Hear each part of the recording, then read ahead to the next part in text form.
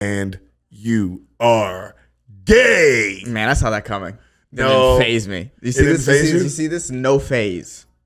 It's more like no phase on love because you're not fat and black. Nope. Anyway, Nope. guys, what do you mean? You're not phase on love. I'm not. You're I not agree. fat and black. I agree. No, but you said nope. Like, yeah, I am phase No, on I love. said nope. Like I'm not phase on love. You're No, right. you said nope, I said nope, but I did that. So nope. You know what I mean? No, you said nope. Like No. you said nope. Like No. you can be phase on love. No, I can't. I'll never be fat and black. I respect myself too much. Should I laugh at that? Is that racist? And that's what today's episode is really about. Is the black man's self-worth.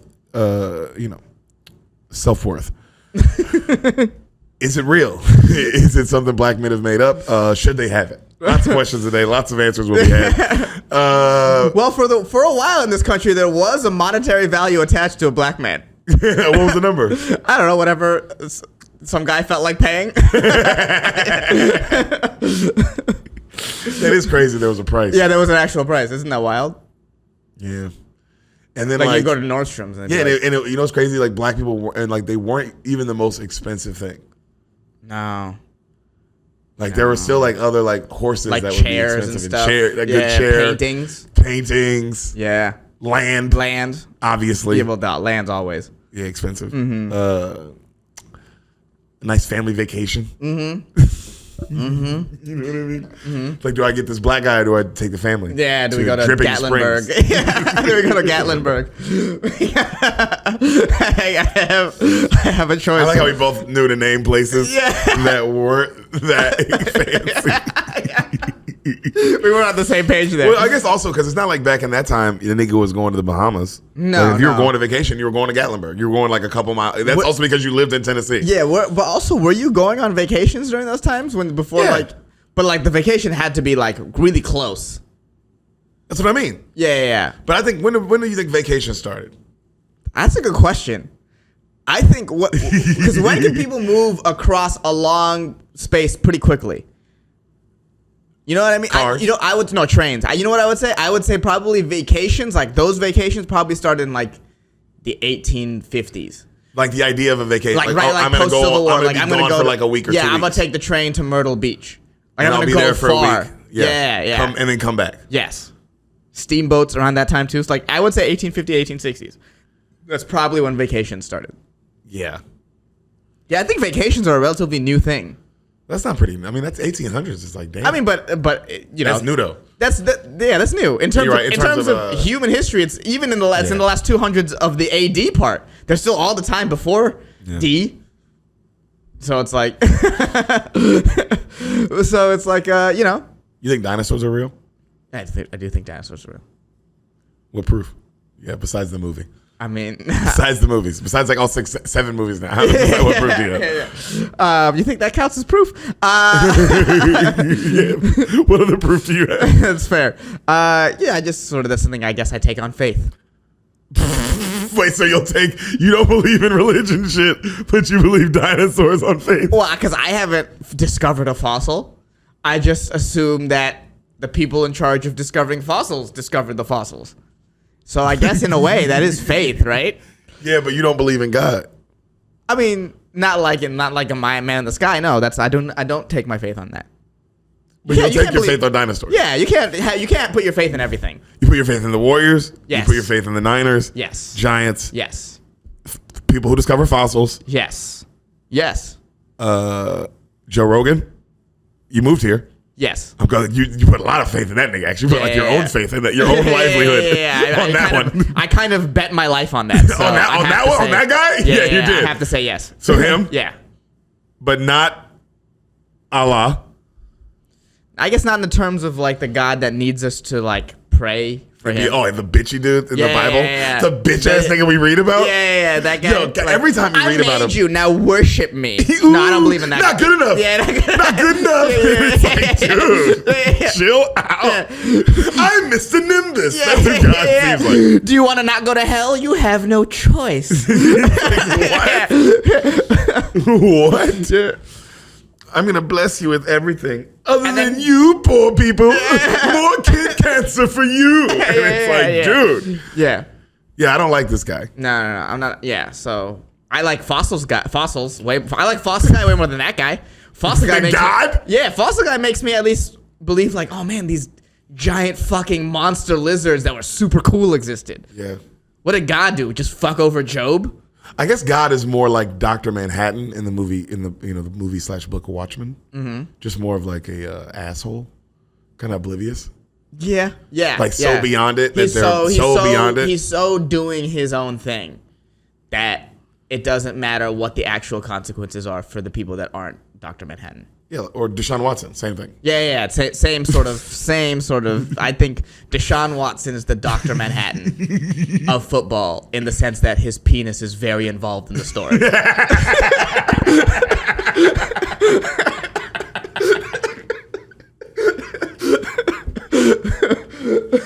Yo, if you're listening and not laughing at that, you're either a woman who doesn't know who Deshaun Watson is, or you're a bad person. Yeah. That's so funny, bro. God, Deshaun Watson's the man, huh? Yes. Yes, he's the man. He's the man, dude. God, this is the most Cleveland Browns thing I have ever seen in my life. Yeah. The most Cleveland Browns thing I've ever seen. I can't, what? You gave this man $230 million. Guaranteed. Guaranteed. It's very important. No one asked you to double down on your shitty decision. You had a quarterback, which is even funnier. Yeah. It makes it better. Yeah. You had a quarterback. Also, no quarterback gets that much guaranteed ever. Ever. What are you talking about? And now he might not play this year and maybe longer. He's definitely not playing this year. Mm. He's 1,000% not playing this year. NFL can't and then also handle that right now. So he's still practicing because nothing's happened yet? Of course. Yeah. And he's just throwing pick after pick after pick. It's just videos of him throwing a bunch of picks in OTAs. It's very funny. Well, it's like there's almost something like it's for some reason he's just not mentally in it.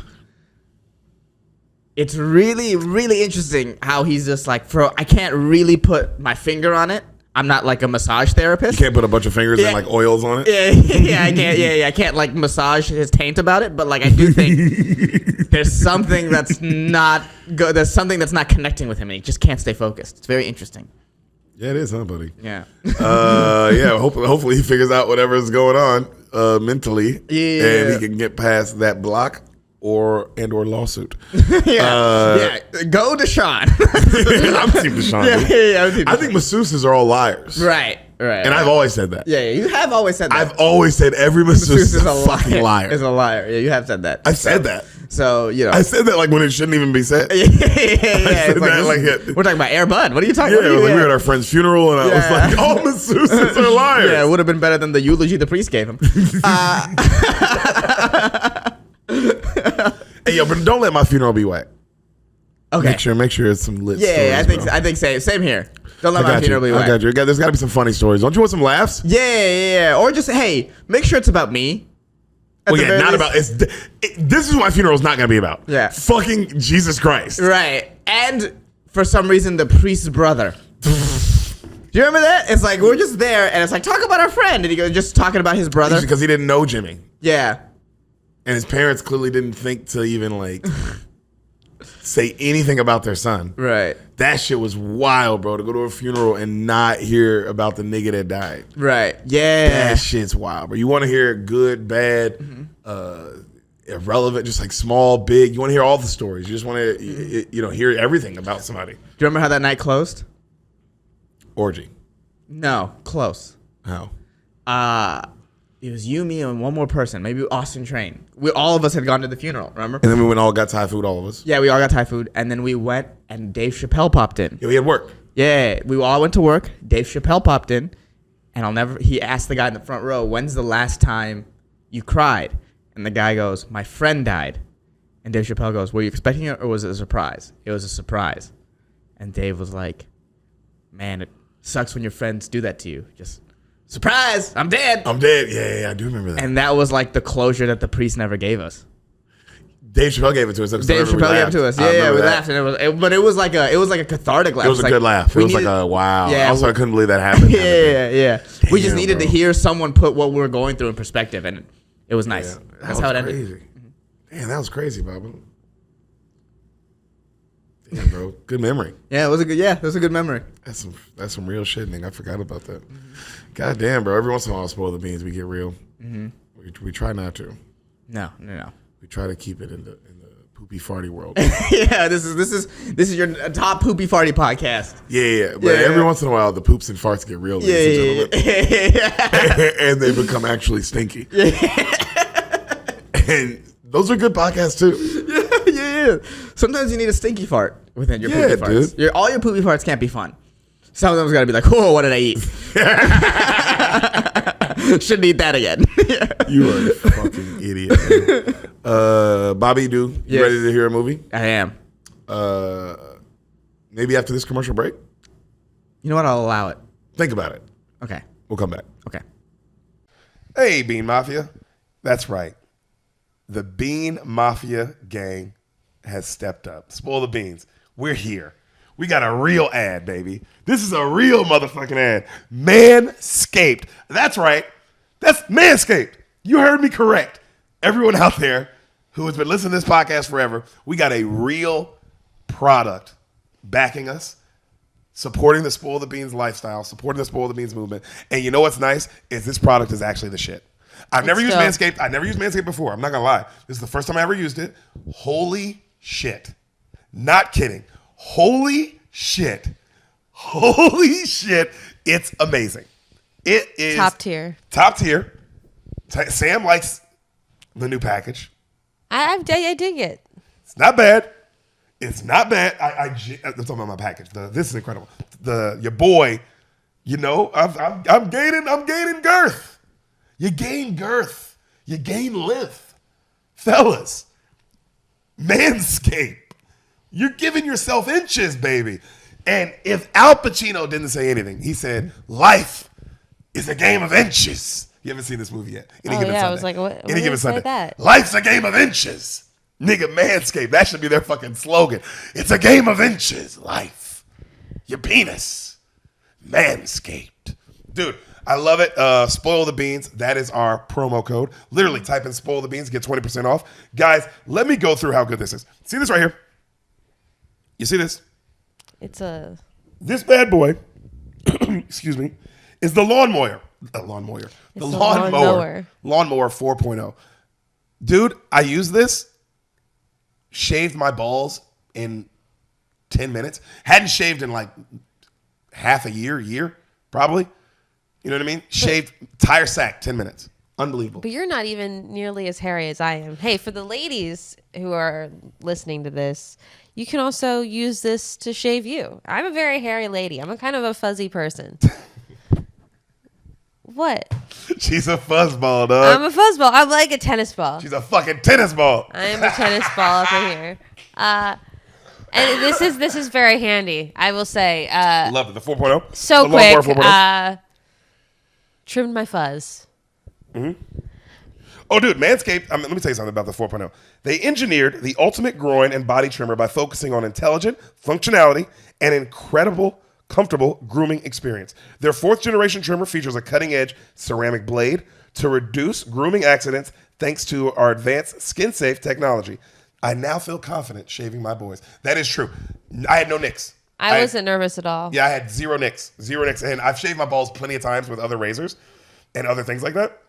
You know what I mean? And literally always a nick or two, which sucks because your balls, you don't want your balls bleeding all day. Yeah, that's gross. Because it's nonstop. A lot of blood down there. Yeah, so you just don't want that. You know what I mean? I didn't know this also. I'm one of the first people, me and you, Samantha, to try the new 4.0. And I am blown away by the performance. I literally am. It's phenomenal. It really is. This upgraded trimmer includes a multi-function on and off switch that can engage a travel lock. It really can. You can lock it if you need to. It also gives you the ability to turn the 400K LED spotlight on and off whenever needed for a precise shave. I looked up how to my do God. The Lawnmower 4.0 even allows you to customize your trim through additional guard lengths with sizes 1 through 4, which is really nice. I didn't need the size. I was going to go no trimmer, and Sam had to help me out here. Yeah, we wanted to get a little bit of a fade going. I wanted more of a fade. I didn't want a full ball, but I like the fade. Did I mention, this is very important, wireless charging. Look at this. This is wireless. This is charging right now, all right? Wireless charging. Well, you got to plug it in, but it could be charging right now. Is my point. It could be. Wireless charging uses electromagnetic induction, which can help battery length last longer. Men, if you've been shaving with the same nut trimmer on your face, you've been doing it wrong. No person wants pubes in their mouth. Yeah, you should have one for each. One for each. Me and Sam both have one. It's fucking awesome. It's time to get your own ball and hair and body trimmer with Manscaped to make me time the best time and enhance your confidence with some nice, smooth boys. Get 20% off, free shipping with the code SPOILTHEBEANS. All one word, Spoil the Beans, all caps. Guys, it's the name of the pod, Spoil the Beans. Easy. Manscaped, use it. Yo, let me tell you this. These are some of the things that you get. Waterproof trimmer. Reduces foot odor. I didn't know that, but this does reduce foot odor. Really? It does. The Lawnmower 4.0 trimmer helps reduce nicks, reduces the risk of ingrown hairs, and reduces the risk of grooming accidents. I stand by all those things 1,000%. This is not because they're the first brand to support us. I genuinely fuck with this. Mm-hmm. The nose trimmer, incredible. Got all my nose hairs out. He's got a hairy nose. That's the one thing that is very hairy. I'm not really a hairy guy. My balls a little bit, but my nose gets your nose needed. I loved this. The crop preserver, the ball deodorant, genuinely found it refreshing on my testes. You felt refreshed? It added a little spice. You know, it really did. I wasn't mad about it. I really wasn't. The crop reviver, the ball toner, also felt good on my balls. I love this bag that they come with. This is just nice for, because I travel a lot. The Shed. Is that what it's called? That's what it says on here. The Shed. It's the Shed, the travel bag. I travel a lot, so I've been using it on the road. Unbelievable. Unbelievable kit. Unbelievable package. I've been putting my other toiletries in this, but it's phenomenal. Dude, everything they sent us, I've been using. Every single thing. Sam uses them. I did. I had to trim the fuzz. Dude, if you're in a couple, get two. Get the 4.0 lawnmower. Unreal. Mm-hmm. Get the fucking, for fellas, if you got a hairy nose, get the weed whacker. 1,000% recommend the weed whacker if you got a hairy nose. Ball fucking deodorant, the crop preserver, unbelievable. The toner, unbelievable. God, the lawnmower 4.0, seriously. I genuinely loved this product. It is so worth it. It's just, I shaved. I'm going to probably shave again in another week. It took me 10 minutes. Crop the area. More inches. It took you less time than 10 minutes. Did it? It felt so fast. It was very fast. Maybe like quick. 2 songs. It was 2 rap songs. So we're talking, it might be 6 minutes. Probably, yeah, right. 6 minutes, we're being all the way honest. 6 minutes. Your boy was fresh shaved up. We had incredible sex. Can I guarantee the great sex you'll have? I can't guarantee that. I can hope for it. I'll hope for it. We can put that energy into I'll put that energy. If you use Spoil the Beans, Manscaped, promo code, off. 20% off, plus free shipping, I will put that good energy if you're going to have good sex after you Manscaped. I'm going to put that out there on you. That's free, man. That's for you. Guys, lady. Spoil the Beans. The promo code's right here. Use it. Don't lose it. All right, 20% off. And Manscaped, thank you so much, man. You guys, this was amazing. We really appreciate it. We love you guys. Thanks for supporting the Bean Mafia. And back to the movie. We are back. I was going to say something else, but you beat me. Oh, did I? I was going to say the N-word. Well, I'm glad I kind of jumped in front of that. That grenade? Yep. Or should I say grenade? Mama, yes. You want to hear a movie? Yes. I want to tell you a movie, but okay. Before I tell you the movie, you have to tell me who's going to win game fucking 3 tonight of the finals. Oh, yeah. So this is game 3. When does this come out? Tomorrow, probably. Tomorrow or the day after. Okay. So this will already have happened. Mm-hmm. I mean, I think... Well, also, what are you going to talk about it as if it has, like, are you going to talk about it for the future? How else are you going to discuss it? Yeah, that's fair. That's fair. It's not going to come out tonight, so that'd be crazy. Game 2, Game 2 is exactly what we needed. I was telling you while we were watching the game that the Warriors can't win. They have to kind of break their will a little bit. Yeah. And I feel like looking at their faces, that's what happened. Yeah. Like, enough. They broke it enough for us to get even. A win tonight would really... I think... put it up. Fucking spiral in the Celtics. This game is bigger for the Celtics than it is the Warriors. Facts. I think if the Celtics win this game, I think the Warriors still have a chance. Oh yeah, I think you guys will win the next. It'll just be a battle. Yeah, I think the Warriors win this game. They will demoralize them. Yes. Yeah, that's what I think. And the fact that Boston's weak in the third quarter historically, and we're strong makes me like, if we didn't take the foot off the gas in the first game, we could have had that. So I think our third quarters are strong. If we can keep it within 10 at half, I think we have a good chance at this game. Yeah. I will say this. Jason Tatum's not going to have another bad game. No. He's going to have a good game. No. So Yeah. you guys are going to have to withstand whatever storm that is. Yes. But we're going to have to do that eventually. But I will say this. Clay. He's got to get hot. Well, this has been Clay's playoffs. He plays terrible except for 2 games in a series where he plays amazing. You think you need game 3, game 6? That's what we need. We need game 3, game 6. Which is what he does. Game 6 Clay. Yeah. But we need a good game from Clay now. It's very possible if he doesn't give you a great game tonight, y'all lose. Yes, that's what we need. Will Jordan Poole also have a crazy? Somebody has to have a crazy game. Someone has to help Steph. And like Steph drops 30, and that person also drops 30. Yeah. And then Looney gives you what Looney gives you. Yeah, well, the Shaquille O'Neal will do just fine. Yeah. Hakeem Olajuwon, he's solid. Not He'll worried get about the him. offensive rebounds. He'll get his 8 to 12 points. He's fine. No. Him, GP2, his game back, he played great. Yep. Defense. If we can keep the defensive intensity we played with last game, because that defense was like, oh, this is like that all-world defense the Warriors y'all were matching had. how good their defense was. Because they know how good their defense is, and y'all were matching it. Yes. But it made me realize, like, the reason why the reason why our teams were so good. Also, before that, is our defense was amazing, and that was like the amazing defense. Yes. That the Warriors are known for. Yes. Well, Steph's playing better on defense. Because there were moments in the second quarter though where there was going back and forth, and I was like, wow, but we were both saying it out loud, like these teams' defenses are insane, unreal. Because there was just sequences back and forth where it was like, wow, no one could do anything. Nothing. No one could do anything. Warriors just kept getting blocked at the rim. Yep. And the Celtics kept getting forced into these like horrible shots. Also, they turned horrible passes. Where they had to turn the ball over. Yeah. The Warriors are lucky. This is the one team that turns the ball over more than them. Yeah. That could be what this series comes down to. So pick your win and your score tonight, buddy. What is it for Game 3? 104-99. I think it's close. Warriors. I think tonight.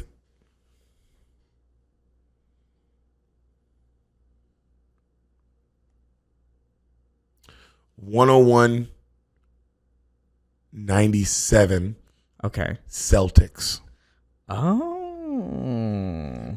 I told you yesterday you guys still probably win the series, but I think they win this first one. I think you guys take the second one at home, but I think y'all can't. Right. And then the series just gets extremely scary for everybody. I think it's flipped. I think the Warriors take this one, Celtics win game 4, and then the Warriors pull off the next 2. That's what I think happens.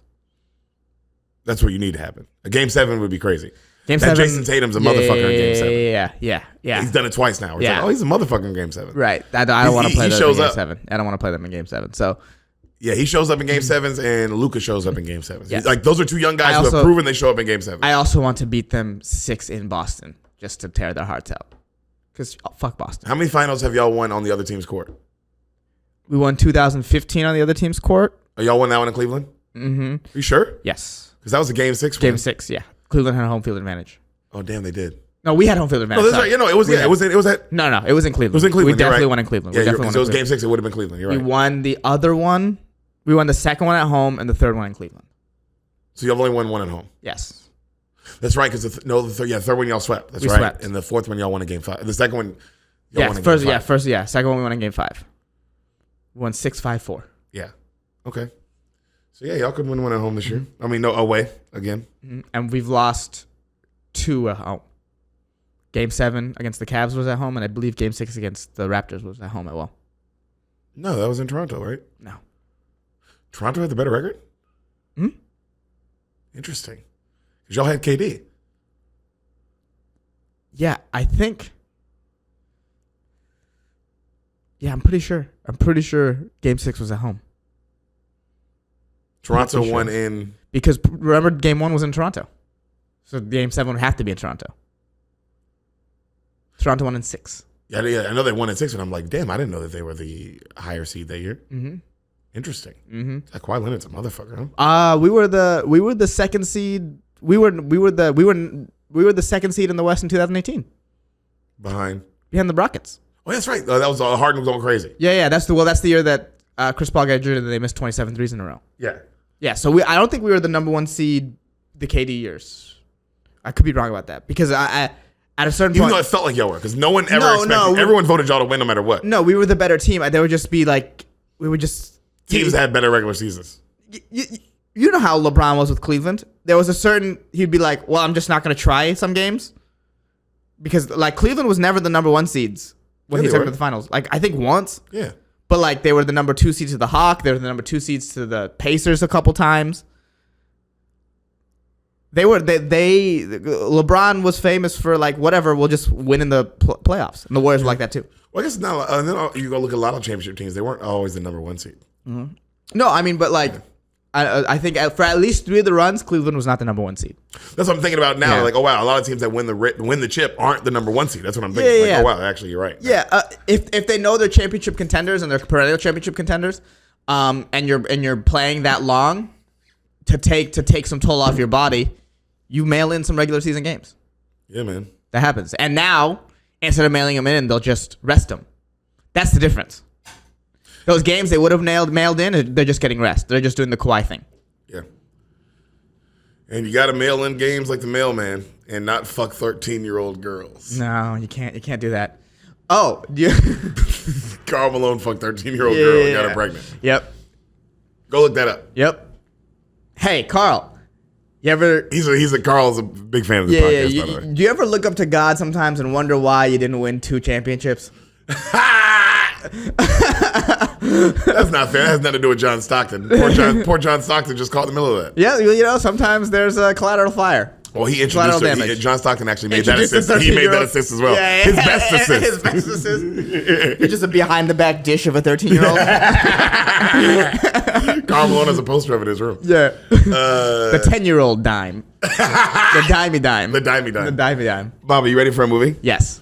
Now, this movie is a special one today. Mm-hmm. We're telling you a special movie that you've never seen because that is the premise of this podcast. Mm-hmm. Any new listener who, for some reason, is still listening at this point, which is hilarious. Right. If you're a new listener and you're like, I don't even know. Yeah, 22 minutes in or whatever, they're like. And you're like, I didn't even know what the movie was. I didn't even know what the title meant. Right. So what the fuck are they talking about? Right. But anyone who was brave enough to wait will be rewarded with a very special treat today because today is a paid for episode. Ooh. Back when, to all the new listeners, there was a point where I had all the Bean Mafia send in. If you send in $100, I'll tell whatever movie you wanted. All right. And then I got flooded with like 40 movies. So I was like, oh, I got to stop this. This is way too long. I'll never catch up. And now we're all like almost catching up because I stopped it. And like, if you go back and listen, you'll see which ones I'll mention before the episode starts. And it's like, oh, this is a paid for one. Mm-hmm. This is one of those. This one today is brought to you by Not Your Father's Beer Shirt. We're wearing the shirt right here. And that's the name of the brand, Not Your Father's Beer Shirt. They bought this episode. This is their episode. This is the movie of their choice. Mm-hmm. And so we're going to do it, Baba. Okay. You excited? I'm excited. It's a movie that, so bear with me, telling it. It was interesting. We'll get into it when we get into the movie, but it also was my first time seeing it as well. The basis of this podcast is I tell somebody something that I've seen 100 times because most of the stuff I watch over and over again. But this movie I had also never heard of. Okay. Okay, so we're both stepping in cold here. Okay. You ready? Okay. But before we get into it, again, one more thing. I need one more favor from you. What? You fucking terrorist who did 9/11. Okay. Can you tell me Okay. why'd you make that face? Okay. You did 9/11. I did not do 9/11. Who did it then? Yo, wait, I like this. Who did it then? Okay, so you didn't do it. Well, I'm sorry. Who did it? Because it wasn't me. Well, it wasn't me either. It wasn't LeBron James. I mean, how do you know it's not LeBron James? He told me. Sounds like you're trying to cover for LeBron James. That's what it sounds like. Let's get back to the podcast. I'm sorry. Maybe I said too much. Yeah, okay. So, now that we know that LeBron James did 9/11, what do you need me to do? Can you tell me what you think happens in the film you've never seen that I just saw today for the first time that I'm about to describe to you in full detail? Mm-hmm. Green room. Your face. Fuck is this about? I know, right? Yeah. Oh, God. Is it some one of these? You know what I'm gonna go with? I'm gonna go with this. I've never guessed it's this type of movie before, but I bet it's just some like weird art house type movie. You know what I mean? Where there's like like a fucking shit in a bucket. Yeah. What's that movie called? Shit in the bucket. Shit in the bucket. Nomadland. Yeah, shit in the bucket. Yeah, Land. but even more like even more, hardcore, more than shit in the bucket. Even more shittier and bucketier. Oh, that's pretty good. Tell me what's green room then. Yeah. So it's like a photographer, and he's living in the drugged out world of art in New York. Oh. Yeah. I like that. Okay. Yeah. Keep going. Yeah. And it's just, there's like, it's just constant like artsy shots of photos and models. And there's one model that's obsessed with him and he doesn't like shooting her. Oh. Like, or he starts and he just doesn't want to shoot her anymore because he's on his own thing, but she's like obsessed. And the obsession turns darker and darker and darker. Oh, well, that's kind of cool. I actually kind of liked it. That's kind of cool. Yeah. I didn't see that coming. Yeah, Did the colors change in the movie as well? Like the lighting? The tone shift, and there's like a lot of scenes where you kind of can't tell what's going on. You know how art house movies are. Where a lot of dialogue that was not needed at all. Yeah. And people in weird poses talking. Ooh, different camera angles. Camera angles, like that's coming from down there, and I'm a camera angle through the leaves. Yes, something like that, So I'm just see the shot I'm saying. Yeah, and then some pictures of art that's like kind of risque. Yes, like this stuff like this. Oh yeah. This, so the movie is this. This movie is this. I mean, look at this, and this is the movie. All right, that's Green Room. How does it end? You gotta tell me how it is. He escapes. It's gotta be artsy ending. It's gotta be artsy. Yeah. He escapes her clutches. Like she somehow dies. Like in the struggle. Oh, it turns like actually she tries to kill him. Yeah. The obsession. Interesting. Yeah. She tries to, and then maybe he gets away. Okay. Maybe does she die? No, he just gets away from the situation, and then he's like, you see him walking in the street, and then it's like over. Oh, so no real conclusion. Very artsy. Yeah. Full artsy, dude. It's this. Wow. Whatever story this is just the story. There's no real. I guess there's a beginning, middle, and end. So there's literally a full story. Yeah. There's a full story. I mean, literally a full story. Yeah. So it's not like that. It's just the vibe is like that. Now this monkey listening to Jay-Z is a whole other thing. Yes, that's how it ends. It starts this, ends this, and that's Green Room. Okay. Yeah. You got 0% of it right. Damn. I guess it is artsy. You got 1% of it right. Hell yeah. There's some art involved. Hell yeah. There's some art involved. Hell yeah. Not as artsy as you made it. No. But I guess you would say this is artsy. Okay. Bro, you know what this movie got? 90% on Rotten Tomatoes. Oh, damn. Came out in 2015. Damn. You ready? Yeah. Completely blew my mind. I was like, what the fuck is this? Okay. Also, the lead, you're going to be like, yo, what the fuck is going on? Okay, you ready? Yes. Credits roll. Mm-hmm. Green Room. Okay. All right. We see a white guy, like, head on the steering wheel. You see a shot of a van in a cornfield. You see a white guy kind of waking up, and he's like, oh, shit. You see everybody else in the van waking up. And they're like, yo, Tyler, what did you do? He's like, oh, shit, did we crash? And they're like, you tell us, asshole. Like, the fuck? How are we? What is happening? Yeah. Okay. He's like, I think I fell asleep. Right? So we start there. Okay. So they all talk shit, make fun of him. Apparently the car's been on all night. You know, a girl gets out the car. She's looking at her phone. She's like, yo, there's a skating ring nearby. It's open. They start all like pulling stuff out the back because there's a bike in the back, right? She's like, we can get there. It's not too far. All the stuff in the back is band equipment. They're a band. I think I know where this is going. Okay. It's like 7 a.m. Yeah. All right. They grab a bike out the back. They take off. Mm-hmm. It's just a girl and like a dude. They're riding. They run up. They get to the skating ring. They hide. You see them sneak into the parking lot and they siphon gas out the cars. Okay. So they're on some like gangster shit. Yeah. All right. They about that life. Right. They real deal hustling, trying to make it. Right. Okay. So the other friends pushing the car out the cornfield. Mm-hmm. They come back with gas. They fill her up. They take off. Beautiful shots of them driving, like of the land. Like where are they? Okay. Right? They're clearly like in the Pacific Northwest. Right. Beautiful trees and shit. Right. You know. They pull up to a dude's house with this dude with a mohawk. He's got like a mohawk house. He's in the city. He tells them where to park. Yada yada. He's like, you guys, I got a spare spot, a room upstairs. You guys can crash. So they go upstairs. They sleep. Cut to the next morning. They wake up early. The mohawk guy is like, oh shit. He looks at one dude, like he knocks on the door. One of the guys banging dudes opens the door, and you see the mohawk guy. He's like, oh shit, you fall asleep first last night? And the guy's like, what are you talking about? And you see the camera pan back, and it's just shit written all over his face. He's like, God fucking damn it, right? Right. So they're all kind of laughing. You find out that the mohawk dude is a reporter. Okay. And he's like legit. Okay. Right? He's legit. He interviews bands. That's what he does. Okay. You know what I mean? Okay. They're talking to him, yada yada, and they start the interview, and he goes, "Well, are you guys working on anything new?" And they're kind of like being aloof. They're like, "Yeah, a little bit." He's like, "I've always wanted to ask you this. why do you guys have no social media presence? You're so good, yet no one really knows about you. And then one of the guys in the band goes, because booking more shows and selling more records would fucking blow, right? Mm-hmm. And they're like, yeah, when you take it, and one of the guys like, yeah, when you take it virtual, that's when the music loses its actual texture. You have to be there. You have to be there and spend the time to be there and put in the time to be with us and feel the aggression and feel the shared live experience. And then when it's over, it's over. You don't get it again. That energy can't last. That energy is what it was. Like they're on some like artsy shit, like extreme art. That's what I was like. It's a little art. They're like a very artsy band. Right. You know what I mean? Right. So the guy's like, okay, all right, cool, interesting. He goes, so we play this little game I play with everyone I interview, Desert Island. So we just want you to name if you had to go to a desert island, what one band would you take with you? Mm-hmm.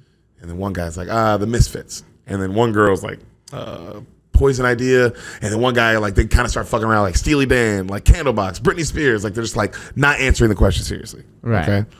So one girl goes, oh shit, before we end this interview, we didn't plug the show. Shouldn't we plug the show? And the guy who's doing the interview, Mohawk guy, pauses it. And he's like, well, there's actually something about that. My last show at the venue that I set you guys up at didn't end well. Like a lot of vomit and fecal matter. We're not going to get into it, but they pulled my permit while you guys were en route, and I couldn't get a hold of you. Mm-hmm. And one of the guys like, yo, we came 90 miles out of the way to fucking come do this show. What the fuck? Right. You know what I mean? And he's like, well, don't worry, I got a backup venue lined up, and you'll get 50% cut of the door, and you guys get to headline that show.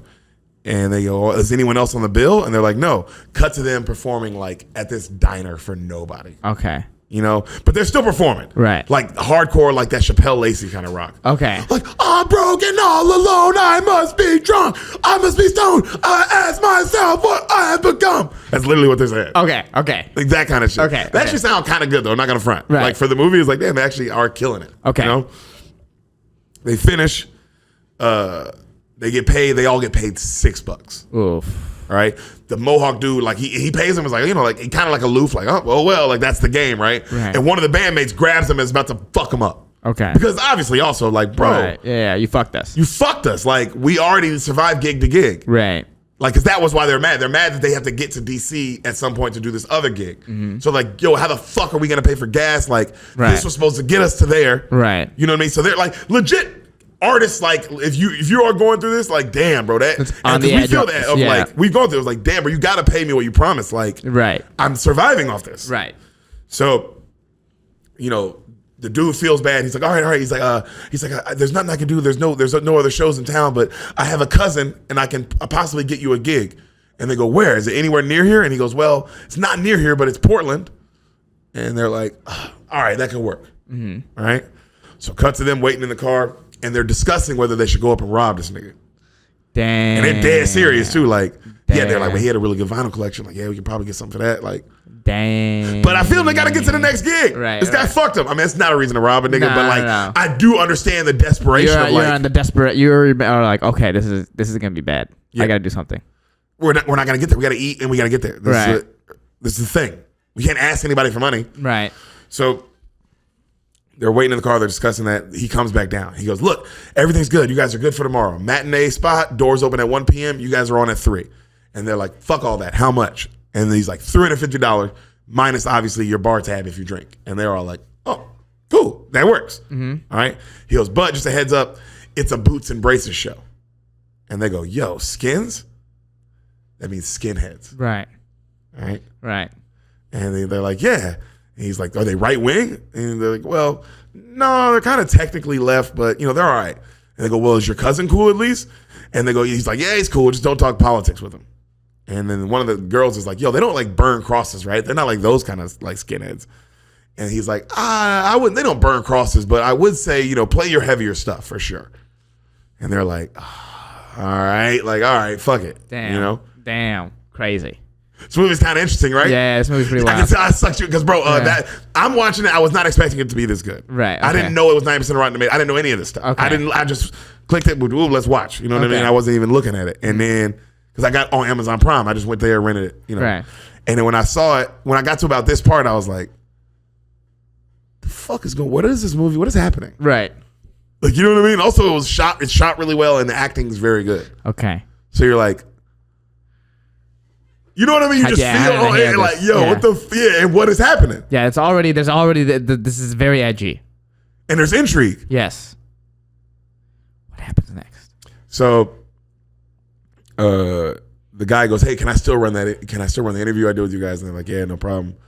And then, one of the guys in the band apologizes for almost killing him. Yada yada. They take off. So in the car, you see one of the guys look at the guy driving. He goes like, kind of like not the leader of the band, but like the lead character of this band. You recognize him. He was in all the new Star Treks. Yes. He's like the weird guy who talks like this. He died, I think. Oh, Anton Yelchin. Him. Yeah. Anton Yelchin. He's like the lead in this. Okay, he's a great actor. That's why I told you. The acting is like, that's what I watched it and I'm like, nigga, why is this good? What is happening? Right. Okay. And hour 30 minutes. Ooh. It's an A24 movie too. Oh. It's a good movie, dude. A24. They do some interesting stuff. This is what I like about A24. Even if I might not like the movie, they took a fucking chance. This movie's a chance. They took a chance. Yep.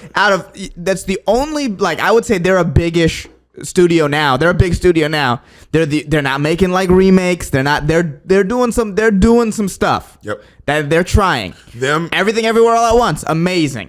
This so far I'm in. You're already locked in. I saw you lock in when it got like, oh, okay, what's going on here? They did Hamlet, right? Not Macbeth. They did Macbeth too, right? With Denzel. So. Pretty sure. Not my cup of tea. You watch it? No. Oh. But I'm sure it's good. I'm not like a big Shakespeare guy, but regardless of whether or not it's good, it looks different. Yes. They took a chance, and I respect the shit out of that after that because there's so many studios that don't do that. There's so many remakes. All the rest of them, There's other than every a couple. single one. Every single one. Yeah. Every single one. The only other ones it feels like sometimes will like go outside and try something different is Disney will do some shit. Yeah, and then Jordan Peele's Blumhouse. Yes. Blumhouse doesn't. They've been great so far. Yes. But I that's like rare. Yeah, they're trying something. Yeah. Thank God. Because Tarantino just goes with big studios, but they clearly know there's a certain level of director where they know they even though they're with big studios, they know not to fuck with them. Right. Because they just make the best art. Yeah, but you got to be a big enough director for that. Facts. Yeah, but this is a studio that does like, hey, give us your kind of crazy stuff, and let's see what we can do with it. And we'll just put it out. Yeah. Because that's why we haven't heard of this. Yeah. Because why have we ever also wait till I said the lead in this, you're gonna be like, how the fuck have we not heard of this? Because it's not Buzz Lightyear, the origin story. Hey, you know what I care less about an origin story? An origin story about a fake origin story. Who the fuck wanted that from Buzz Lightyear? You know what's crazy too? This is the craziest part. They gave him an origin story already in Toy Story. The point of the movie is that he's a toy. Yes, but that's what makes it he so has good. to accept that he's a toy. And that's what makes it so deep. Yeah, and now you're like, well, was he a toy or was he an actual space ranger? And the toys made him lose his fucking mind. Yeah, and he was right the whole time. It turns out he's just stuck in there with them.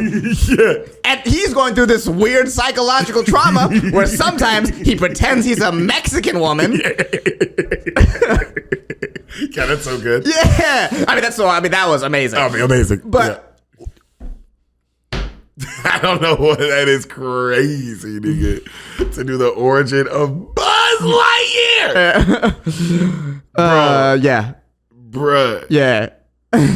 Oh my God. Bet money one day that they're gonna come out with the Lion King Mufasa's origin. Oh yeah. Mufasa, how we got here. Yeah. Mufasa on the block. This is gonna call it. It's gonna Mufasa before Pride Rock. Too Fasa.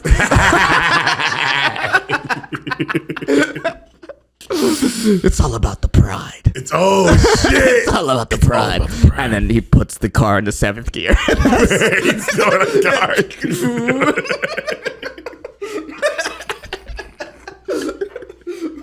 It's just, it's just his. It's like a mix of Lion and Fast and the Furious. It's his his goal is to bring the pride back to the motherland. Yeah. Through street racing. And that's to Mufasa too. Which is, but that's also the premise just of Fast and Furious 7. Yeah. If you watch 7, that's just the premise of that. And also 9. They brought it back in 9. You can believe they're about to do Fast and 10. They're doing it right now. As we speak. Good for them. You know, the world needs heroes. I wonder what they're gonna do. They went to space last time. How can they go bigger? Yeah, they did go to space. Car space. Yeah. I wonder how can they? I wonder. You go through the multiverse. That's not a bad idea. Yeah, you deal with other Paul Walkers. Yeah. Evil Paul Walkers. Yeah. Oh man, just like a gay Vin Diesel. Yeah. One day. That'd be cool. Yeah. All right, and then there's the bad guy is the Vin Diesel who doesn't care about family. Divorce Vin Diesel? Yeah. The individual Vin Diesel. The individual. Oh my god. That's what you call it. Fast 10, individual. Okay,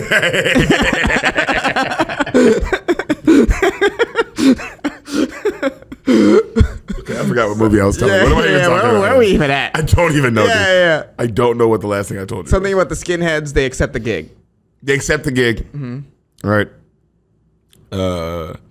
So they're in the car, they're chilling, and one guy goes, "Hey Pat," it's like the car's really, it's like a serious moment. He goes, "Hey Pat, there's something I never told you, or anyone for that matter." And the Pat kid, the main character kid, he's like, "What?" And the guy goes, just farts. Good. And everyone in the car just laughs so hard. Yeah, and it is a great, it got me, because you just don't see it coming. So cut to them, they're chilling, camped out by a fire, just beautiful shots.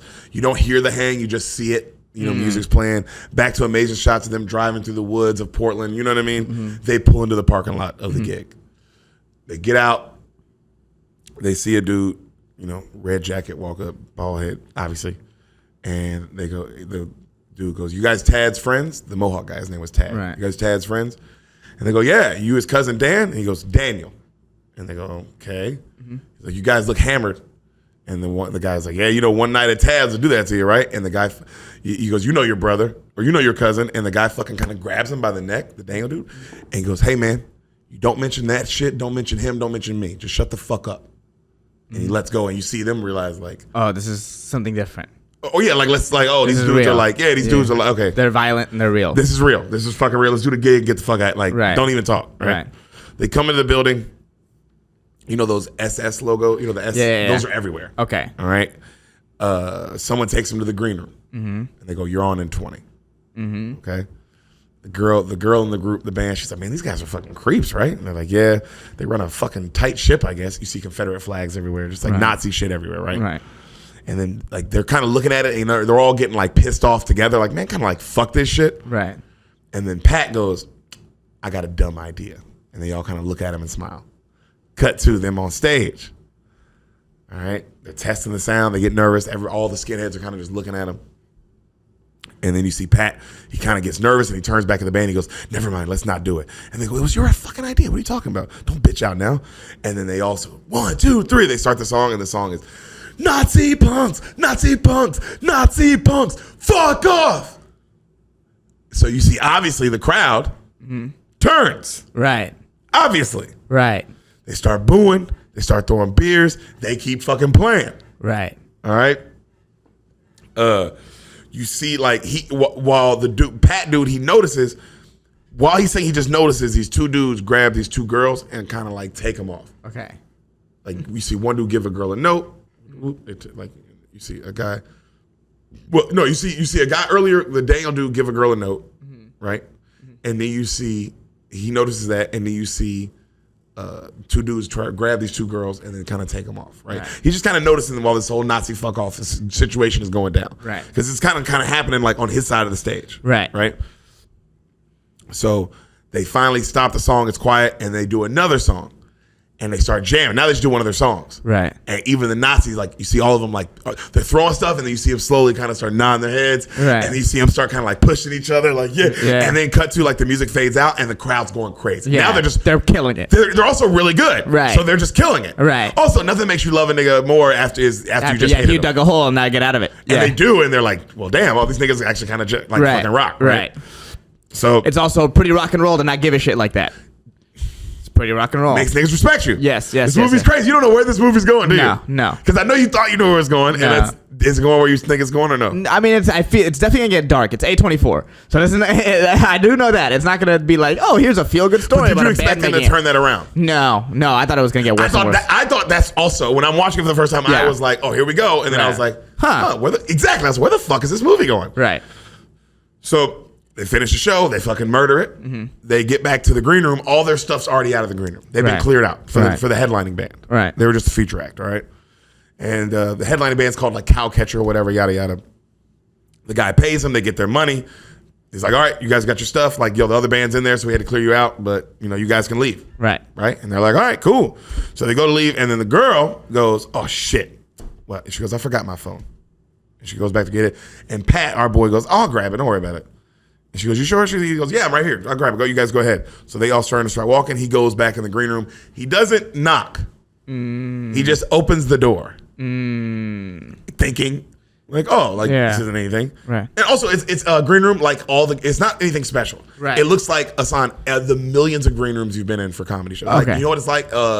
Imagine remember the green room for Lestat's? Yes. Something like that. Okay. So you're not thinking you wouldn't walk back in. You're like, oh, this is a shitty like. Yeah, why would anything be back here? Anything. Okay. This is about to turn up. He opens the door and you see the shot on him. So like from whoever's in the green room's angle of him, like the door. So you see that shot. But he's not looking this way. He already knows where the phone is. Right. So he opens the door. There's a little table right here with the phone charging. He grabs it, goes, excuse me, sorry guys, just had to grab the phone. He turns around. There's a dead bitch on the ground. Remember when I said those two girls got escorted out? Yeah. It's one of them. She's got a fucking knife in her fucking head. Fuck. Okay. Okay. You knew it. Like, oh, okay. This is like a slasher movie now. Is it? I think so. Okay. Interesting. So, knife in her fucking head. Right. He's like, what the fuck? Right then, he looks up. Remember I said there's two girls. They dragged two girls away. Right. The other girl is like, call the police, please. Mm-hmm. Right? Right then, you see the dude who was escorting them out. You see him turn and realize the door's open and all of them aren't there. And he's like, motherfucker. I said, follow me. He comes back, right? You see our boy is now like, he calls 911. Right. Full panic. He's like, fuck it. Right? Because the girl, you see the fear in the girl's eyes. He's looking at these other dudes in the band, like they're all kind of staring at him, these crazy Nazi motherfuckers. And he's just like, fuck it. He calls 911. When he does, the big dude comes and he grabs him. The big dude grabs him and like tries to hold him down, and he fucking breaks out. He's like, run! He grabs the phone. He's calling out. He's like, yo, there was a stabbing. Him and his band start taking off. They get stopped immediately. They get cornered. Right. All the Nazis. A dude grabs the phone, hangs up. Mm-hmm. Right? He goes, damn it. And they go, what? And then the guy, one of the like head Nazis, is looking at him. He's like, what the fuck happened? He goes, he didn't lock the fucking door. He's like, fucking Christ. Right? He's like, well, don't touch him. And they go, what? He goes, don't touch any of these kids. You guys just stay put. Do not hurt them. Right? You see the big girl in the band's like, what the fuck is happening? Right? He goes, look, everything's fine. You see the guy who was trying to handle it all, he runs off. He goes into an office. He comes back. This nigga has a gun. Mm-hmm. They all start to freak out like, yo. He goes, guys, don't worry. Everything is fine. It is okay. I promise you. Just please head back upstairs into the green room. Okay. Right? Okay. He goes, the police will be here soon, yada, yada. They walk in the green room. They see the dead body, right? They're like, yo, what the fuck? They're just all in the room. This is insane. You see the dude who's handling the situation. Mm-hmm. The police are calling back, obviously. Right. And he answers the phone. He's like, hello? He's like, yeah, I'm so sorry. Sorry we got cut off. Yeah, I was calling to report a stabbing. There's been a stabbing here. And you see him close the door and like head out. But like he's handling the situation calmly. Okay. Which would also be scary. Terrifying, wouldn't it? Yes. They're going to pin this on the band. How calm he's handling this is like. They're going to pin this on the band. Look at Ehsan. Mm-hmm. So the guys, come back in. So everyone in the room's looking at each other while this happened. Everybody's kind of just staring each other down. It's quiet. Mm-hmm. You see the dude come back. You don't know what he says when he goes out. Right. He comes back in the room. He's off the phone. You see the other head Nazi guy, the guy who was trying to escort him out, who's the big dude who tried to grab him. Right. Who's like, you see him, he goes, did you call Darcy? Darcy is our lead of the movie, the lead of this gang. Okay. Did you call Darcy? He's like, yeah, of course I did. He goes, he knows about that. He points to the stabbing. He goes, he does not know about this. This situation. Okay. But he's on his way here. Right. So one of the kids in the band's like, yo, man, you can't fucking keep us here like this. What the fuck? He goes, we're not keeping you here. No one's hostage. Everything's fine. Just stay. Okay. Just relax. Okay. All right. He leaves. He's like, everyone's going to be fine. The guy, you see the big dude, like when the main guy leaves, he locks the door. He looks at the band. He goes, it's that fucking easy, motherfuckers. Like, Yeah. this was avoidable. Right. You know what I mean? The other girl, when he does it, the other girl just screams like, you motherfucker. Like the other girl who saw her friend die. She's just screaming. Because obviously she just saw her friend fucking die. Right. You see our Nazi boy, he goes back in the office and he talks to some other dude. He's like, yo, I need $300 cash now. And the guy looks at him. He's like, yo, you just signed out $350. What do you need another $300 cash for? He goes, look, man, someone's dead. Darcy's on the way. Let's fucking explain it all. And he's like, fuck. Right. Takes out some money, assigns him $300. Like clearly this is like whatever their business is. There's like a gang, like, you know what I mean? It's a gang. Very organized. Okay. All right. I like how they subtly show like, oh, whatever this is, it is extreme. Like the fact that even $350, like they know what's being taken out, what's being used for, everything. Assign that word. Yeah. It's important. It's very important. So right there, you see the band girl, or the girl in the band, she's looking at the dead body. She's like, maybe she isn't dead. There's not a lot of blood coming out of her head. One of the Nazi dudes gets up, grabs the knife out of her head and starts yanking it, and it doesn't come out. Like, it just drags her body across the floor. Right. It's graphic, bro. Okay. And they're all like, oh, like, he finally yanks it out, and then he looks at him. He's like, I think she's dead. Like, right? You see this dude. He also nothing behind his eyes. Right. Terrifying. Right. Right? And then one boy's like, yo, man, just let us go. We didn't see shit. Please just let us go. And then the big dude blocking the door goes, no, everything's fine. Cops are on the way. So cut to outside. You see the Nazi guy. The dude who got the money out, who's handling the situation. You see him tell these other two Nazis that work for him. He goes, hey, yada, yada, that's what you guys got to do. We need you to stab each other. All right. He goes, you use this knife because it's not a certain amount of length to get like felony time, yada, yada. So you see these two Nazis stab each other. Right. Like they got into a fight. Right. Right then you see the police show up. And they're like, who was the victim? You see one holds his hand up. The other one's like kind of like, and then they're like, all right, well, kneel down, both of you. And so they both kneel down, and you see our boy kind of start talking to him, handling the situation. You see a van pull up. All right. You see you hear a guy go, I'm the owner of this establishment. Yes, ma'am, that's me. And you just see the back of this old bald guy's head. You don't see who it is. Okay. All right. Okay. Just judging by your voice, it sounds like John Goodman. You think it's John Goodman? Mm-hmm. It's not John Goodman. Okay. I'm trying to compare it like fame level, and I'm like, I would say yes, these men are equal. Okay. It's equal to John Goodman for sure. Okay. Maybe even more famous. So I got the actually more famous probably. Okay, but I got the vibe. That level. Okay. Oh, it's A-list. Okay. A-list and A-list actor as well, not just but also A-list. This guy's more A-list face than John Goodman. Okay. But just as level of A-list actor. Okay. So knock on the green room door. You see the Nazi guy come in, the dude who's running everything, and he tells the other band, the guys who killed this girl, all right, you guys got to clear out, yada, yada. And then you see our band going, yo, what do you mean? How come they're leaving? Where are the cops? Yada, yada. What's going on? And the dude's like, calm down. We're just sorting it out. We just need them to leave to get out of here. We're trying to handle all this. You see the guy who pulled the knife out of her head, the crazy dude, he turned around and he looks at Pat and he goes, hey, by the way, your set was pretty good. And Pat's like, what? He's like, yeah. What's the name of that second to last song you did? And Pat's like, Toxic Evolution. And he's like, yeah, it's fucking hard, man. That's the one I did her to. And you see Pat like, because he said it like a compliment, not like he was. He was actually like, right. He genuinely was like, "Oh, it's a good song for killing somebody too." So you see the other big guy close the door, right? You see one of the dudes in our band, like one of the crazier dudes. He goes, "Fuck it." He only has 6 bullets. Let's go. And then you see the dude hold up the gun, like, "All right, like go for it." Right? And he's like, "By the way, this isn't 6. This is just 5 bullets, but these cartridges are big as fuck. So try me." Right. And you see them kind of stop. And then you see one of the other friends goes, no, we sit and we wait. And the guy goes, what, we wait and we die? Like, fuck that shit. He goes, no, we should sit and wait. We finally see our lead, Darcy, Patrick Stewart. Oh, wow. I told you. Wow. I told you. Wow. The leader of the skinheads. Wow. Also a role you've never seen him in. Yeah. He's the leader of this fucking skinhead gang. He's usually not a bad guy. I know. So that's why I was like, oh, this movie's cool. Yeah. He's a good guy. Not in this nigga. So Well, I mean, I guess perspective. you see he's pissed. Yeah, you're right. Good point. Actually, perspective, yeah. He goes, we're all in the stew now, boys. And he's looking at his crew. And he looks at one of the dudes in the band. He goes, for your selfish, impulsive act. So they go through.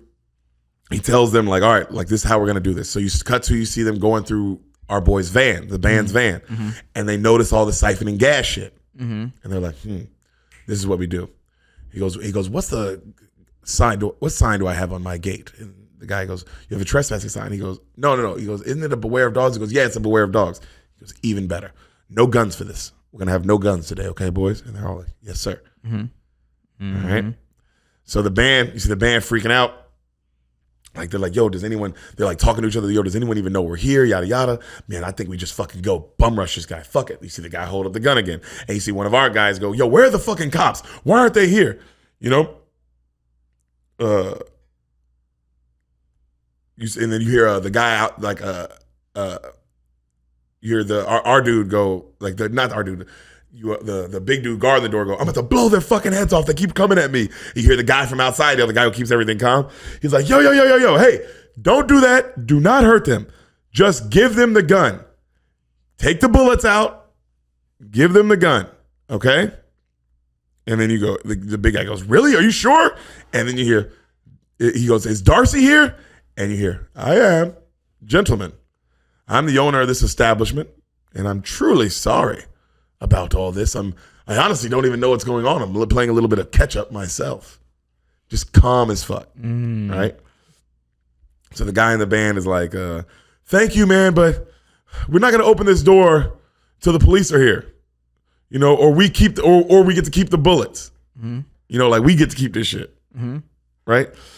And Darcy goes, well, you know, he goes, well, I have no problem with you guys talking to the police and yada yada, you know. So just hand him so they hand our like the big guy hands them the gun. You know, he's like, Darcy's like, it's all good, do what I say. And the big guy's like, all right, let me out. And then one bandmate goes, no, don't let him out. And they go, what? He goes, no, we can't. Even though we got the bullets, like, we got the gun, he has the bullets. Don't let this fucking dude out. They're setting something up. They're trying to hurt us. So now you see him blocking the door. The big guy trying to get out, and he's like, fucking no, you're not getting out, right? And the girl's like, yeah, something's wrong here, yada, yada. Where's the fucking police? Why aren't they here yet? Mr. Darcy, where are the police? And he goes, I'm sorry, man, but just they're on their way. Just takes them a little while to get out here is all. And she's like, man, fuck all that. I don't believe this fucking dude. You know what I mean? Like, this doesn't feel right. Right. You know? Right then, one of the bandmates goes, fuck it, and he attacks the big guy. Then another one. They get him down on the ground. Darcy's now going, what's happening? What's happening in there, Justin? Which is the name of the big guy, right? Right. They get the one of the dudes in the band knows jujitsu and gets him in the fucking armbar hold. Right. So now he's like, yo, like, you keep moving, I'm gonna break your fucking arm, big boy. Right. Right. So the big dude calms down. They move the couch in front of the door. Right. They go, get the bullets. They get the bullets. They load the gun up, and they go, yo, we're staying in here. We'd rather wait for the police to fucking get here. You know? And then Darcy goes, okay. And my friend, is he okay? And they go, he's fine, but he's going to wait with us. And he goes, Darcy's like, understood, gentlemen. So he looks at the dude who's like running the situation next to him, and he just fucking like hits his head like on the wall like that. Like mad, just like you got me in this, like, doesn't say anything. Just, right. You got me in this fucking pickle now that we're dealing with. You know? He goes, well, I guess we'll have to do it here. Stage it up the road. And he walks off. And they go, yes, sir. Right? And they're like, what? Also, I like in this movie, also, you don't know what everything means yet. Yeah. You're figuring it out, too. You're like, the fuck is this? Because he's planning something nefarious. Yeah. Professor X style. Yeah. So, Nefarious X. Nefarious X. This guy. Yeah. So, the girl's holding the gun. Nefarious History X. So they look at the big dude that they got in the room. They go, "What do we do if we? What are you going to do if we let you go?" And he goes, "I'm going to butt fuck everyone in this room." And they go, "Okay, how about you don't do that and you just sit down, crisscross applesauce right there, or I break your fucking arm." He's like, "All right, I'll sit down." So the guy sits down, and they look at him and they look at the girl. They go, "Yo, is there a way out of this green room? Is there any way out?" And they're both like, "No, this is it." So you see our boys, come back to our boys like Darcy and all them. They're in the office. They're playing and everything. Mm-hmm. They send one guy out to do stuff, and they look for the cousin in the beginning, the one in the red jacket, and they can't find him. They're like, So they're like, all right, well, let's go find him. We need to talk to him immediately. Right. All right. So they find him, and they tell him like, yo, they make a list of everyone who's got to go. Mm-hmm. Like, everyone involved in this situation who's got to go. Right. Including the band from earlier. Damn. All right. And you see them discuss how like what they're gonna do with the band is give them because the band is addicted to heroin. Mm-hmm. So they're gonna give them like bad heroin. Yep. Mm-hmm. All right, and they're just kind of like because they got to make sure everyone goes accordingly. Can't just shoot people. Right. You know. And he goes, we're not gonna have another single name added to this list. He goes, all right, so make sure we get it to the red laces. We're losing light. That's what he says. Get it to the red laces. We're losing light. Okay. All right. Cut back to the green room. They're trying to find a way out through the ceiling. They can't really find none. The nervous friend asks, like, yo, why don't we search the dead girl for a phone? And they look up at the girl who lost her friend. They're like, yo, do you mind if we search your friend? And she's like, yeah, go for it. They go through her pockets. She has cigs, a lighter, and a note that says Fleitch Wolf, which means meat wolf, or whatever the fuck, right? But they can't find a way out. They're like, all right, that's interesting. So they look at the big boy. They go, yo, bro, empty your pockets. And he goes, search me, faggot. And then one of the friends gets up. He goes like, fuck this. Just shoot this motherfucker. Right? They point the gun at him. And he goes, all right, I'll do it. Can I get up at least? And they go, yeah. So he gets up. He sits in the chair. He empties his pockets. Just wallet, keys, stuff like that. Mm-hmm. And they go, no, man, turn your pockets inside out. He does one. And they go, and the other? When he does, he pulls out like a box cutter and throws it. And they go, we knew it. Knew this motherfucker had something. And then they go, what else in there? And he pulls something else out, and it's a phone, and he breaks it immediately. Love that. It's a baller move. That's a real loyal motherfucker, bro. Yeah. That's a loyal nigga to the squad because he might get shot in the head for that shit. Yeah. He's very willing, but he also knows like, oh, we killing these people. Right. Also, bro, we're Nazis. The fact that they even did this much, they're gonna die off principle. Right. It's crazy that the kids haven't realized that, but I guess you are panicked and hoping like you're still hoping that you're going to get out of this green room somehow. Well, the reality is that the kids can't leave the green room because they know they're fucked. They're in a horrible situation. Absolutely fucked. What this is a lesson to if you're one of these people that fucking leaves your phone places, stop doing that. That's what this movie's really about. Yeah, stop being one of those fucking people that leaves your phone places. I leave my phone places. I know. This is a warning to you, you goddamn baboon. Yo, that's what? Yeah. The racism is choking me. I didn't. You know what? And this is how much I mean this. I put no racist stank on it. Oh my god. Yeah, you're being baboon purely on how you act. Oh, like with a monkey? Your ass out, leaving your fucking phone places. Yo, I'm gonna end up getting us in a situation like this. Yeah, you idiot. Keep your phone. Well, no, I will say this: you don't leave your phone in public. You leave your phone at home, which is fine. Yeah, I leave my phone at home. Which is You never but know. I do it. Yes, but you never know where your wallet is too. That's a whole nother thing. I lose that sometimes. Yeah, it's like that. What? But stop being those people that leave your phone places. I might get us fucking killed by a bunch of Nazis in the green room. Yeah, I don't think we'd do that. I don't think we'd ever end up in this situation. Really? No, we do the show depending on the amount of money. Yeah, I don't think they'd book us though. They offered a certain amount of money. But knowing who we were, do you think they'd be like? They just listen to the podcast. They've never watched. Yeah, so they think Ehsan Ahmad is a white guy? Yeah. Okay. And his other white dudes just saying nigga a bunch. Yeah. Oh, that's why they like the podcast. Yeah. And you just called me a baboon. They really like this podcast. That's fair. But they think I'm white. They don't know what's going on. No. That's a good point. So he breaks the phone. Mm-hmm. And right when he breaks the phone, the lights go out. Okay. They go, yo, don't move. Everybody starts fucking arguing. Don't move, everybody, shut the fuck up, don't move. And then right then a girl, the Nazi, the other girl who was in the room already, the friend, lights a cigarette. Right. Lights a match and a cigarette, right? Yeah. And she goes, careful. And then she gives it to the big boy. She goes, smoke this. And she goes, now you guys keep the gun on the cigarette. And if it does something you don't like, you blow it the fuck up. Smart. Yeah. And one of them goes, yo, you're pretty smart for a fucking Nazi. Mm-hmm. She goes, I'm not a Nazi. She goes, it's just, let's say the people who hurt me weren't white. And then the whole band goes, all right. Yeah. Not even. We don't even give a fuck. Yeah, this is not a podcast. Like we were just not a podcast. We were just trying to give you a compliment, Right. but also let you know that you are a fucking Nazi. Right. You know, because you're here. Yeah. And you have fucking SS on your jacket, Yeah, and like yeah. you were in the room full of. Like I get they killed your friend, but that doesn't exclude you. From the the Nazi party. Yeah. Yeah. So, come back to outside. You gotta remember, there's a concert going on. Right. People at the concert are confused as fuck. Remember, there's a concert going on. There's a band playing. Yeah. So the band who just killed a lady. Right. So right then, Darcy comes out and he goes, "Look, so sorry guys. Apparently we tripped our main chords and we're gonna have to call it a day today. But we'll try again Sunday and no charge for anyone here at the door and a free drinks from 2 to 4." And everyone's like, "Yeah, fuck yeah!" And everyone leaves. Right. Cut to the cousin, Daniel. He comes up to all these kids with red laces. Okay, the red laces. Right, and it's all these kids, young. You see, all of them got black jackets, black pants, like black bomber jackets, black pants, black combat boots, red laces, shaved head. Okay. Like you can tell they're all like The army, the young army. Yeah, but nigga, The Hitler Youth. pretty much. These some scary ass niggas, bro.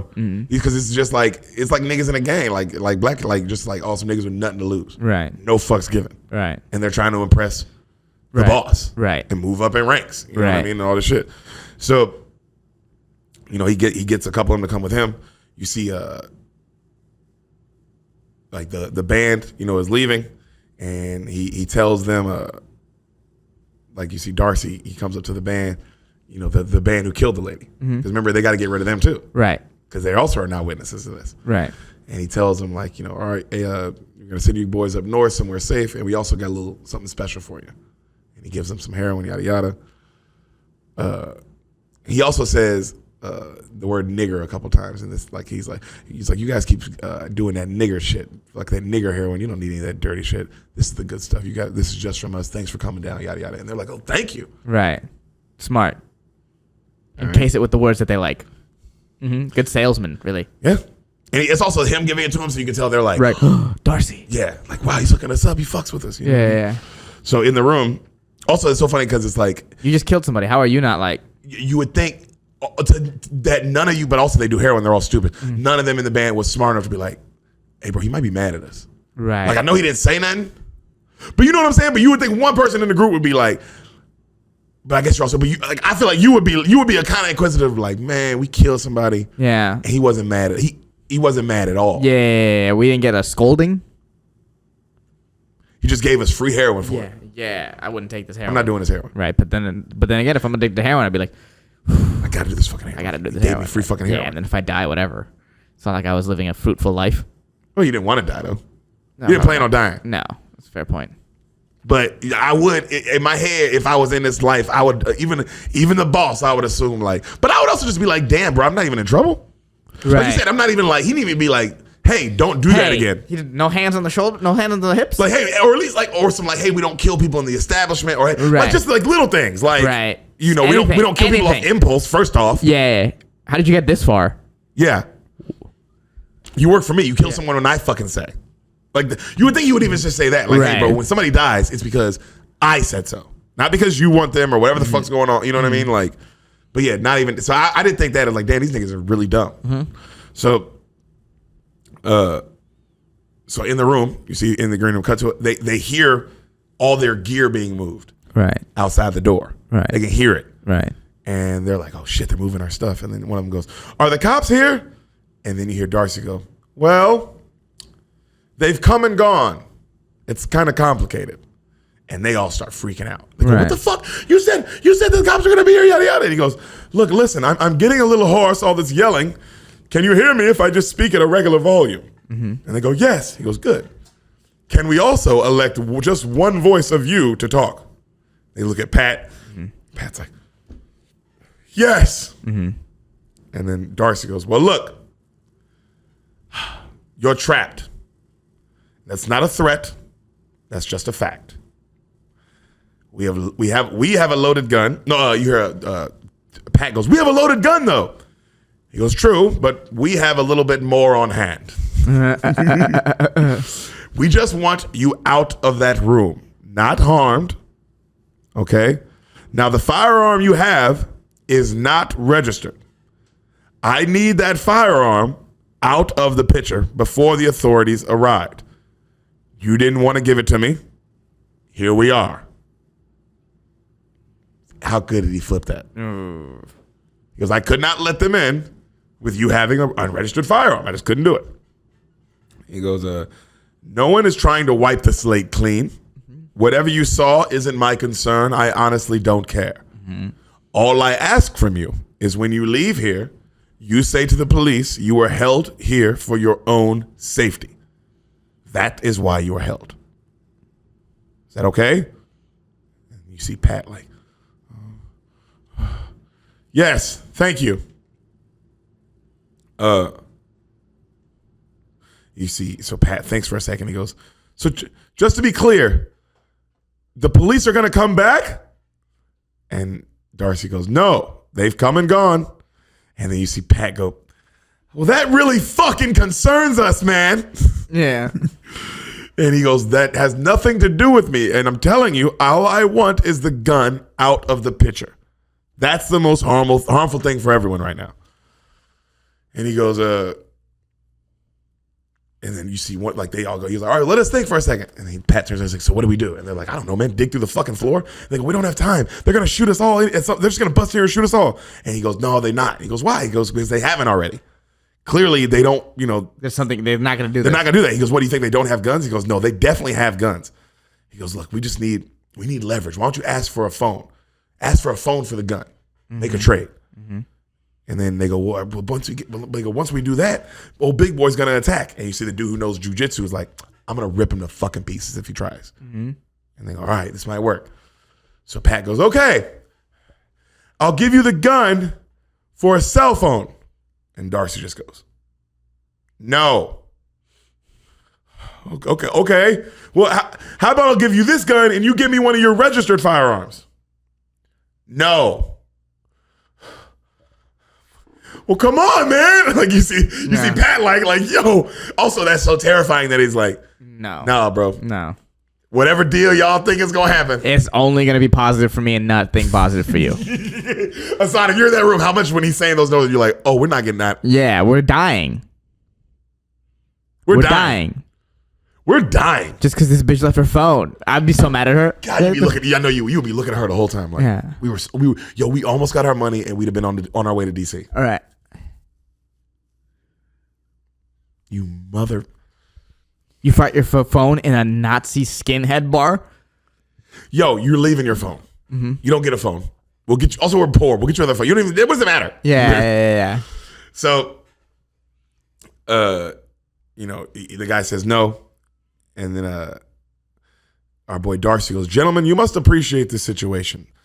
Things have gone south, and if you don't hand over the gun, and this doesn't end well, I mean, for all I know, maybe I have to tell the police that I came to my place of business and there was a band with an unregistered firearm in my green room and they had a hostage and I was well within my rights to intervene and kick down the door and shoot everyone in the room. Or you could just remove the gun from the situation. These are the questions that you have to answer, gentlemen. And you have 30 seconds. Damn.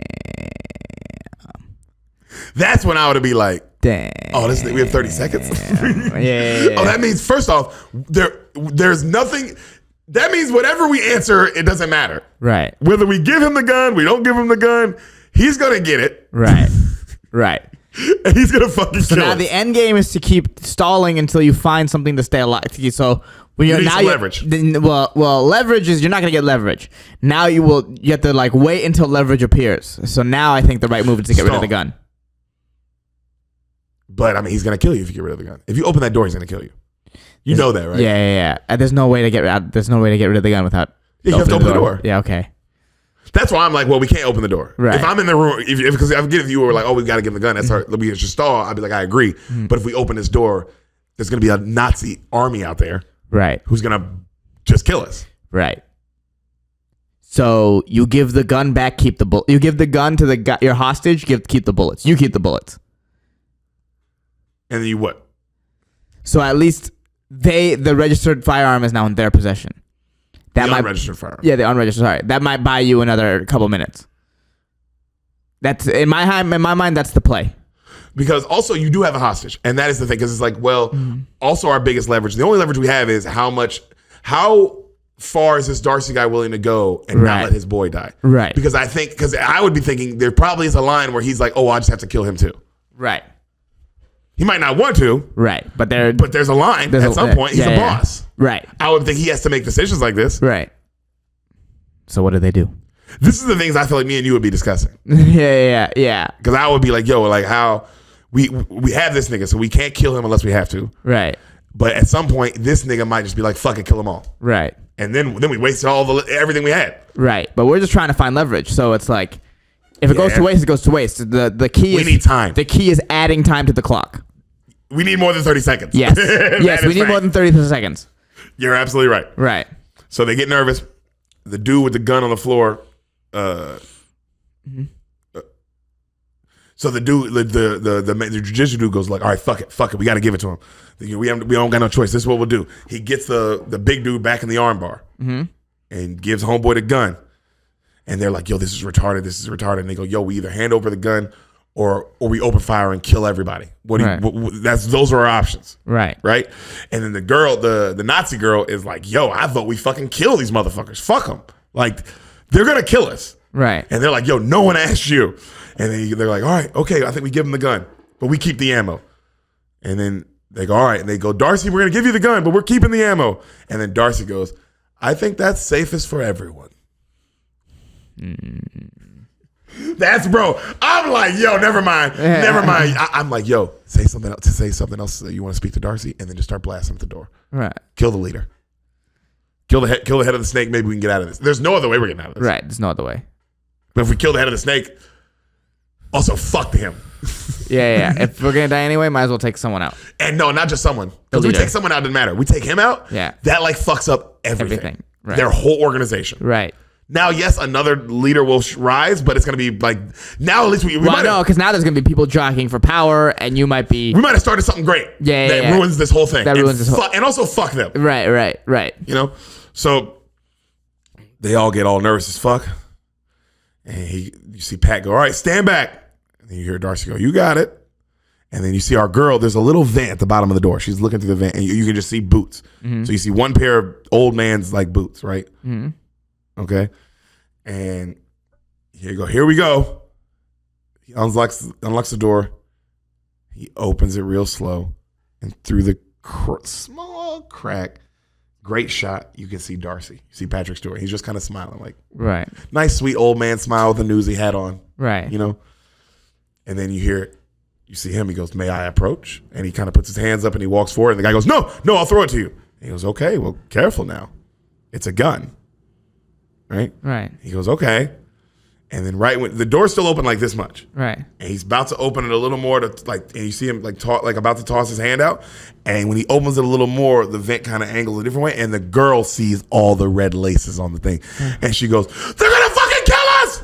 Like, this is the Nazi, because she knows what the red laces mean. Yeah. You know what I mean? So she's like, they're going to fucking kill us. Get the gun, bring the gun. And then you hear Darcy go, get the gun. Right?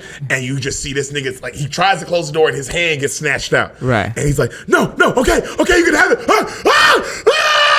You just see his face and he's like, and then you see his friends like pulling and they're fucking like trying to close the door and they finally get him pulled out. He loses the gun and they slam the door and they lock it. Bro, while this is happening, you see our boy with the jiu-jitsu on the armbar. He looks around and he goes, crack, just snaps the dude's arm. Because it's like, fuck it. They broke the deal. Right. When you see our boy Pat's arm, his hand is completely ripped off. It's like being held on by like a limb. Okay. Damn. Like they macheted this nigga's hand off. Damn. So it's like dangling like this. Damn. And he's like, ah! I mean, obviously. Full blood, full panic mode. Right. All right. Darcy calmly just goes, this will be over soon, gentlemen. And he walks off. Damn. You see the big dude get up, his arm's broken. He's like, I'm going to fucking crush this girl. He hits the girl in the face, the Nazi girl, right? The dude grabs him, the dude who knows jiu-jitsu, starts choking him out. And he goes, tell me when he's out. And he's choking him. You see Pat's just screaming. And our boy, the other friend's trying to calm him down, like, Pat, look at me. He's like, I mean, obviously, he's his arm is like he's looking at it too. So they choke the big dude. He finally passes out, and then they finally start calming Pat down. He's like, he's like coming to, and then right then the big guy kind of comes to again, and they go, he's not out. Boy keeps choking him. He's choking him. And then he's like, fucking, how long does this take? Right? And then right then the Nazi girl just grabs the box cutter. Remember I said he had a box cutter? She grabs it and bro, lifts up his shirt and slowly just right up his stomach. Just intestines, everything comes out. The band also freaks out. Because they're like, no, our leverage. This fucking Nazi bitch makes another terrible decision. Bro. Yeah. So outside, Darcy's telling everybody, yo, we're not going to use any firearms on this. Okay, no guns can be used. All right. You see the cousin run up and goes, yo, what the fuck happened? He goes, oh, just a firestorm inside. You know, that damn band hurt one of ours. Who? And he goes, Emma. And the guy goes, what? And he goes, and Justin too, possibly. You see the cousin, Daniel, starts going crazy. We have to get in there. We have to fucking get in there right now. He goes, no, stop. All right?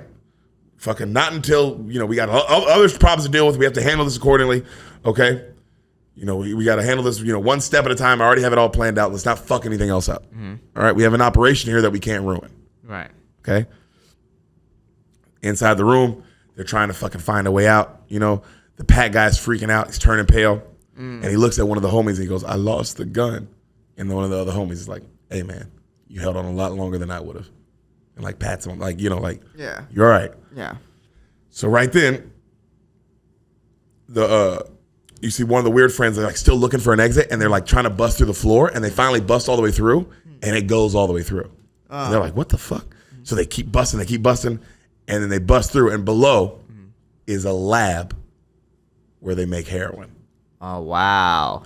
That's why homeboy said, no guns, we can't bring police here. That's why Darcy's been so we cannot fuck up any, right. This is bigger than me. Right. Because he can't fuck up the operation. Oh, well, now if you're going to die, you can fuck shit up. You have the leverage just changed. Leverage just changed, yeah. So the Nazi girl, they all jump down in the hole and they start going through the lab and they just try to find exits. They're all locked. Fuck. They climb back up the ladder. They're like, yo, we're burning time, yada, yada. You see the weird guy grab a bunch of duct tape that was in the lab. They all climb back up, right, to the green room. The Nazi girl just starts laughing to herself. They're like, what's so funny? And she goes, fucking heroin. It's not about my friend. This isn't about us. This is all about fucking heroin, and just laugh. Right. Why? That's why this is happening. Right. Because we're thinking this is all so extreme. Yeah. And it's like, oh. Right. This is what it's about. You can't fuck up. Yeah, that's why he can't really bust in and shoot us, and why they haven't already. Yes, because he would have. He would have just done that already. Right. This is about fucking heroin. Right. So, right then you see one dude he grabs a shirt and he's like duct tapes our boy Pat's arm. So it just kind of right. That way so he's not at least looking at it and it's somewhat held together. Right. Okay. And hopefully stops the bleeding. Yeah. Yeah. So the band girl, she goes, man, why the fuck haven't they just come in and killed us yet after all this? And then one of them goes, because we can't go missing. That's why. If we go missing, that it could lead us back here, yada, yada. They need us found. That's what's happening. All right. And then Pat goes, we have to treat this like paintball. And you see his face kind of getting white. And they're all like, what the fuck are you talking about, Pat? He goes, you guys don't remember Skato's bachelor party?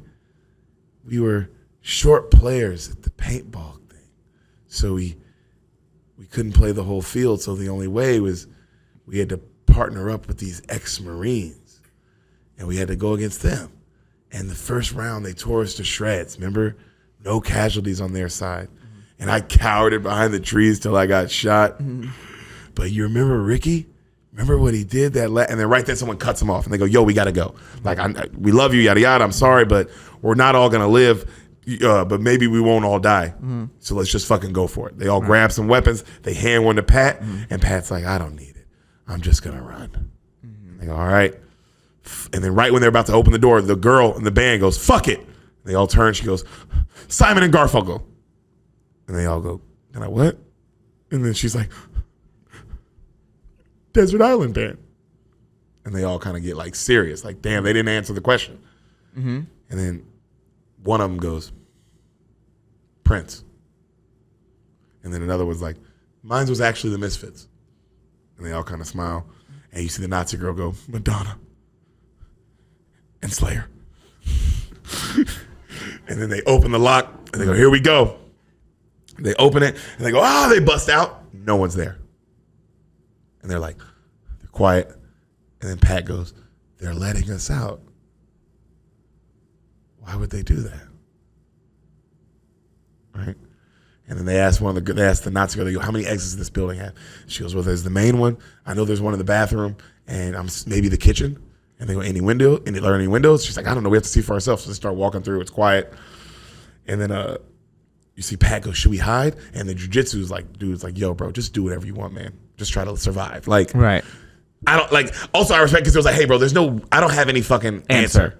Like, should we hide? I don't fucking, like, bro, just go. Go. Right. It's like, because I feel him at that point, it's like, if you guys are like, yo, Derek, what should we do? It'd be like, my nigga, just do it. I don't fucking know. Yeah. What do you mean? We're about to die 9 times out of 10. Right. So just do whatever your heart says. Just go. So one guy goes, should we split up? And somebody goes, totally. And then right then you see a guy come in with a dog. Mm-hmm. He releases it. And bro, it's one of them attack fucking pit bulls. Right. And just goes for one of the band dude's throat and just kills him immediately. Like it's one of those kind of, like a wolf, pretty much. So kills a band member. First band member dead. Oh, dead. Okay. Done. Okay. Right? Everyone else like, they all take off. The jujitsu dude takes off out. He finds a window. He climbs out it. Right when he falls out, he gets hacked by like 6 Nazi guys with machetes. Mm-hmm. Just hacked to death. Damn. Another one. He's dead. Okay. All right. You see one of the girl in the band, she grabs the fire extinguisher and she tries to run, and you see one of the Nazis bust through the door and she fucking sprays the shit out of that nigga, right? Right. And she kind of gets away from him. Okay. All right. Cut to outside, our jiu-jitsu guy's like still coughing and bleeding. They're emptying out his pockets. Mm-hmm. The dude who got eaten, his neck kind of eaten, he's fucking looking up as he's bleeding out, and he notices there's like a shotgun right there. Right. All right. Like under one of the counters. Right. You see cut to the dog stops eating him and then starts eating the Nazi, goes and attacks the Nazi girl. It's getting her leg. She grabs it. She's on the stage now. She grabs the mic stand, is like hitting him. While she grabs the mic stand, hitting him, the microphone falls out and near the speaker, and that feedback noise comes out. Right. You know that noise when the microphone gets too close? Right. And the dog obviously like fucks up and just runs out. Right. You see the guy who brought in the attack dogs, one of those Nazis, he leaves with the dogs. Right. So now they're in there alone, right? Right. He gets her up. They grab the box cutter. They notice something from like the dude looks at the set list Pat and he notices it and he grabs it off the stage. They take off. They while they're going back, they bump into the band girl with the fire extinguisher. Like, oh my God, you're still alive! And then she goes, "Where's Reese?" The guy who got hacked up. Yeah. And then she goes, "Where's the other guy?" His name was like Tiger, the guy who got his throat eaten. Yeah. And they're like, she's like, "Fuck." So they go back to the green room. They lock the door. Right. All right. When they get in, they pull out that note. Remember that girl had a note that said Fleischwolf? Right. They look at the songs on the set list stage. One of them is Fleisch Wolf. Mm-hmm. And they're like, the fuck is going on? What was going on? Like, what is, Right. like, what is all this? Right. You know what I mean? Something's happening, right? Cut back to the guy who has the killer dogs. He puts them back in their cages. And you see Darcy being like, you know, what's going on? Why are you putting the dogs in the cages? He's like, oh, they got too worked up. There was some feedback noise. He goes, well, send in 2 more. And he goes, I can't. Not with that noise. They're just going to get worked up and run back out. Like, it's not how this fucking works. Right. And then you see the fucking cousin, Daniel dude, is like, yo, send me in there. I'm fucking sick of this shit. I'm ready to kill these motherfuckers. Let's go. He grabs a fucking machete. Right. And he goes, what's the rules again? And they go, whatever you want. It can be sloppy is fine. Just try not to hit the bone. You know, try not to hit any bones when you kill them, but just get rid of them. You know, no guns. Right. All right. And then Daniel's like, all right, cool, but don't send the dogs in until I'm out. I'm like, all right, fine. Mm-hmm. So you see him and another Nazi head in, right? Mm-hmm. At this point, I would, since you're locked in the green room, just fuck the lab up. Yeah. Because you know it could, that happens, they'll stop, their focus is going to go. No. Because it's like, if you're going to die, fuck it. You're gonna lose millions of dollars. Yeah, you can take all that gasoline that's in there and all that like and just pour it on everything. Yeah, and just be like, I'm gonna die on my own terms. That's what I would do in this situation. I'd be like, oh, we gotta fucking destroy this. I would, you know what I would do? I would set a trap for it to go like I'd set some kind of like lighting thing situation where like, all right, this is gonna go off in like a minute. Mm-hmm. You know, like a gas trail or whatever into the thing so it blows up because there's gasoline on the thing. Right. So I would do something, maybe try to set up something like that, and then go out there and just guns a-blazing. Right. See what happens. But you have no guns right now. Yeah, there's no way to sneak out. They have everything covered. You just have to die on your own terms. It's like, well, I'm gonna die. I'm gonna blow this lab up. I'm gonna blow this lab up. Fuck them. Yeah. I'm gonna let them come in and get me. I'm gonna wait till they come and get me too. Yeah. Like I'm gonna blow this bitch up when it's like when I know I killed a couple of them. And I'm sitting down waiting for them to come in. Yep, because I know they're coming in. Yeah. So hey, I lost, but you guys also lost. Oh yeah. Yeah. I like that. Mm-hmm. So they drag over. Hey, you gotta talk to a Muslim for a good suicide plan. Ooh. You know, hey. Yeah, that's a good point. Yeah. That's like literally what y'all do, baby. Y'all the Steph Curry of that shit. Yeah. Revolutionize the game. Bang! Bang! Yeah, that's what Mike Breen said when the tower's fucking. And another one. So they drag over the jujitsu dude who got hacked to death to Darcy. Right. And they go, he's breathing. Should we put him out of his misery? And Darcy goes, no, let him breathe. Later is better for time of death, sort of things like that. And you see this nigga just die, like, as he just coldly watched, like, no fucks given. Right. So you see the two dudes walking with the machetes, right? They unplug the mics that was making the feedback noise. Right. They go to the door, they bang on it, they break it down. She tries to spray them with the fire extinguisher. He fucking grabs it and throws it, and he just looks at her and he goes, "Where's Emily, the girl who died?" Right. And they point, and he's like, and then the other Nazi's like, "Yo, what the fuck are you doing?" And he's like so pissed, and he's looking at her, and he's like, "Which one of you did it?" And then she said, the Nazi friend, the other girl, she goes, "Worm did it." He goes, "Bullshit." She goes, "Worm fucking did it." You know, she goes, "What did they tell you out there?" Because they're fucking lying. He did it. Right? And she explains to him everything that happened. She tells him all that shit. And she goes, he found out that she was leaving, and she found out that she was leaving. Worm found out she was leaving, and he fucking stabbed her right in the head. And then she looks at him, and you see his face like, and then she goes, "She didn't say she was leaving with you though, huh?" And you see that's what this is all like. Damn, that's what that's about. Damn. That's why he's been so fucking going crazy this whole time. Right. All right. They were leaving together. He was the one who handed her the note that said Fleisch Wolf. Right. Because that's a song. That's when they were going to leave.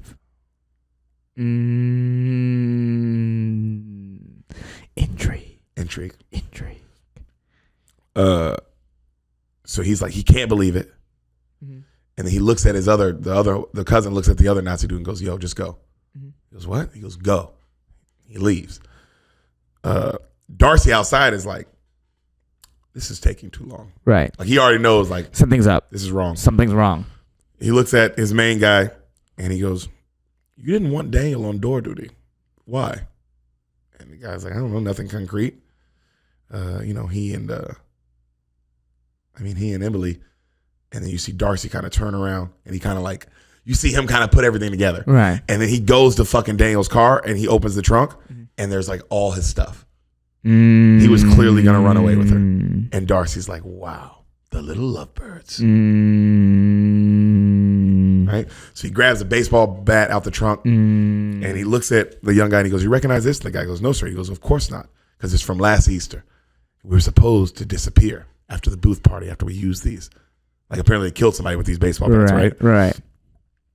And then right then the other Nazi comes out and he goes, "Yo, I don't know what's going on, but they just started talking about Worm or some shit. Like, and he told me to leave. I don't know what the fuck happens." Right? And then you see Darcy looking at him and he goes, "Don't worry. You and Worm might have saved us all. We might get through this just yet." And he kisses his forehead. Right? So back inside, Sam has clammed down into the room. They all go down to her. Right. She looks at the vent and she's like, "Man, we're not going to make it through this vent. How the fuck are we going to get out of here?" Yada, yada. And then they tell her, they go, "Sam, Daniel can help us." And she goes, "Who the fuck is that?" And then he comes in, the dude in the red jacket, and he's like, a traitor. And he goes, and she goes, well, like, how are we going to help you? He goes, well, they definitely know I'm a traitor at this point, but I can get us out of here. And they go, wow. And they go, this is a total conspiracy. And he goes, no, this is really just a clusterfuck. Right. Like, he's just like, man, this is just. The girl I love is gone. This is what the fuck is this? This was not supposed to happen like this. Right. So Darcy gives like the Nazis upstairs, he gives them all guns. He goes, if you have to shoot, but only shoot once, because you're going to have to be the one that digs the slugs out. Like, because this is a no guns mission. But now that he's involved, right, you know, we might have to use some guns now. Right. You know? So Daniel's telling them, like, yo, this is how we're going to escape, yada, yada. There's a river down by this place. There's also a quarry. We can get there. He goes, also, don't worry, on weaponry, I know exactly where they keep that. And he goes to grab the shotgun under the counter. Bam! Gets his fucking head blown off. Damn. By the guy with his throat eaten. Yeah. No. There were Nazis were already in, like, they were waiting for him to come back in to get like, they figured they would. Okay. Remember he told him they all get one shot? Yeah. So they're already like, that happened. You see, now cut back to him coming out thinking everything's sweet. Yeah. Bam, one of them niggas blows his fucking brains right off. Damn. All right. So Daniel's dead. Yeah. Just like that. Head gone. Right. Jesus. The fuck? So you see, they like, the girl, you know, you see the dude like who shot Daniel with that shotgun, fucking, she hits him with the mic stand, right? And the gun kind of goes off, and you see Daniel grab one of the machetes and chop the guy in the neck, fucking kills him, right? So now they have his shotgun. Right. And they go, we should go. He grabs two, you know, because remember there was a shotgun on the counter, so he knows that, so he reaches and he gets 2 more shotgun shells from there. All right. They go, they start running, like her, the Nazi girl, the girl in the band, and him. All right. Pat, they run outside. Right when they run outside, people just start shooting, like everyone. People just start shooting. The Nazi girl gets hit, right? And she drops the shotgun. She's like, I get hit in the leg, drops the shotgun. The other girl in the band picks it up, and then you hear Darcy go, no, do not shoot her. Do not shoot her. And then you see her try to shoot, and then right then the guy sicks 2 dogs on her. Yeah. And the dogs come up and eat the girl in the band alive. Damn. So that's how she dies. Okay. All right? So now it's just Pat left. Pat's the only one left. And the Nazi girl. She gets hit in the leg. Okay. So she's still alive. Okay. He gets her back inside. They run back to the green room. Okay. They just close the door. They don't even lock it at this point because it got broken down. Right. And they just sit on the couch and they just look at each other like. Right. And then she goes, wow, you know, I'm lucky. At least they want to shoot me. And then cut back to, you see her, the dead girl in the band, just getting eaten by dogs. Oof. All right. The number 2 dude goes through her pockets, gets her keys. And then you hear Darcy go, you know what, gentlemen, 3 will do. That's all we'll need. The 4th can just disappear. Right. He's talking about the bandmates. Right. Like, basically saying like, yo, you can just kill the other ones. It doesn't even matter now. Right. Like, we don't need to worry about whatever we're setting up. We can just get rid of the 4th body. Right. That person can just have disappeared. Right. We just need to prove that 3 of them were found dead. Yeah. All right. So, he sends like the red laces like on a certain mission, like yada yada. Y'all do this for the cleanup, and you guys like lets everybody know what they're gonna do. Right. He thanks the dog guy. He was like the dude who brought all the dogs. He's like, yo, thank you, man. He's like, Jesus Christ, this one nearly got away from me. Us, I guess. They both kind of smile. Back in the green room, Pat says, God, we should be panicking right now, shouldn't we? And he kind of laughs. And the Nazi girl's like, yeah, but I'm fucking hungry. Like, also, it's just that like final conversation type shit. Like, what does it even matter, right? Right. And he goes, man, he looks at her, he goes, I can't die here with you. And she's like, so don't. And she goes, but before you go, I do need something. And he's like, what? She's like, I want the rest of your pep talk. He goes, what? She goes, you know, the paintball story. I'm curious. He didn't get to end it. I want to know how it ends. Right. He laughs and he goes, well, we were getting slaughtered by these Iraq vets, just full camo, $1,000 paint guns. They knew real war. They used real war tactics, hand signals, flanking. They just wiped us out. So Rick gets so fed up. He just didn't care about getting shot or taking cover. So the last match starts, the whistle blows, and he just tears out of there. Just a full jackass. Sneakers, cut off shorts, and he wipes out their whole team. Just like that. He just doesn't stop. Just running, laughing, shooting, hitting all of them one by one. They just didn't expect it. Damn. Okay. All right. And she's like, wow. And he goes, yep, he did that until they were all dead. And she goes, well, pretend dead. He goes, well, she goes, we're up against real guns. He goes, yeah, either way, you can't play war. Right? And she gets up and she hobbles over and she grabs the Sharpie and she's like, well, let's fucking pretend. Okay? So Darcy, Cup 2, he gives the number 2 a pair of like red laces, and he tells him like how proud of him he is, and like, you know, he's finally earned his way up, yada yada. You see him take him, but he doesn't like. This whole time you've seen the guy who's kind of been the number 2, been kind of like doing this whole thing. Right. You've seen him slowly like. He just hasn't been happy with all this. Right. All the dead bodies, all the dogs eating people, like all the shit. You can see his, like the whole time he's been like, hasn't said anything. He's just, every time you see him, he's like how you just, that face you make where you're just like, oh, fuck, man, I don't. Yeah, this is a lot. It's a lot, dude. Like he just hasn't kind of wanted to do it. Right. Right. So, he also tells him like, yo, we're going to, like Darcy tells him like, yo, we're going to need a new house band, obviously, because they just killed, they're, you know, planning to kill their other one. Right. You know, we got to get back to regular routine. We can't let business stop. Like, obviously, on that Breaking Bad shit, like, yo, business has to keep going. Right. You know, he goes, but that guy, he doesn't know that the band's going to die yet. So he goes, oh, what about, you know, Cowcatcher? You know, you think they're going to talk on us? He goes, no, he's like, no, we took care of them. They have bad habits, you know. Got to get away from that nigger dope, right? And he kind of winks.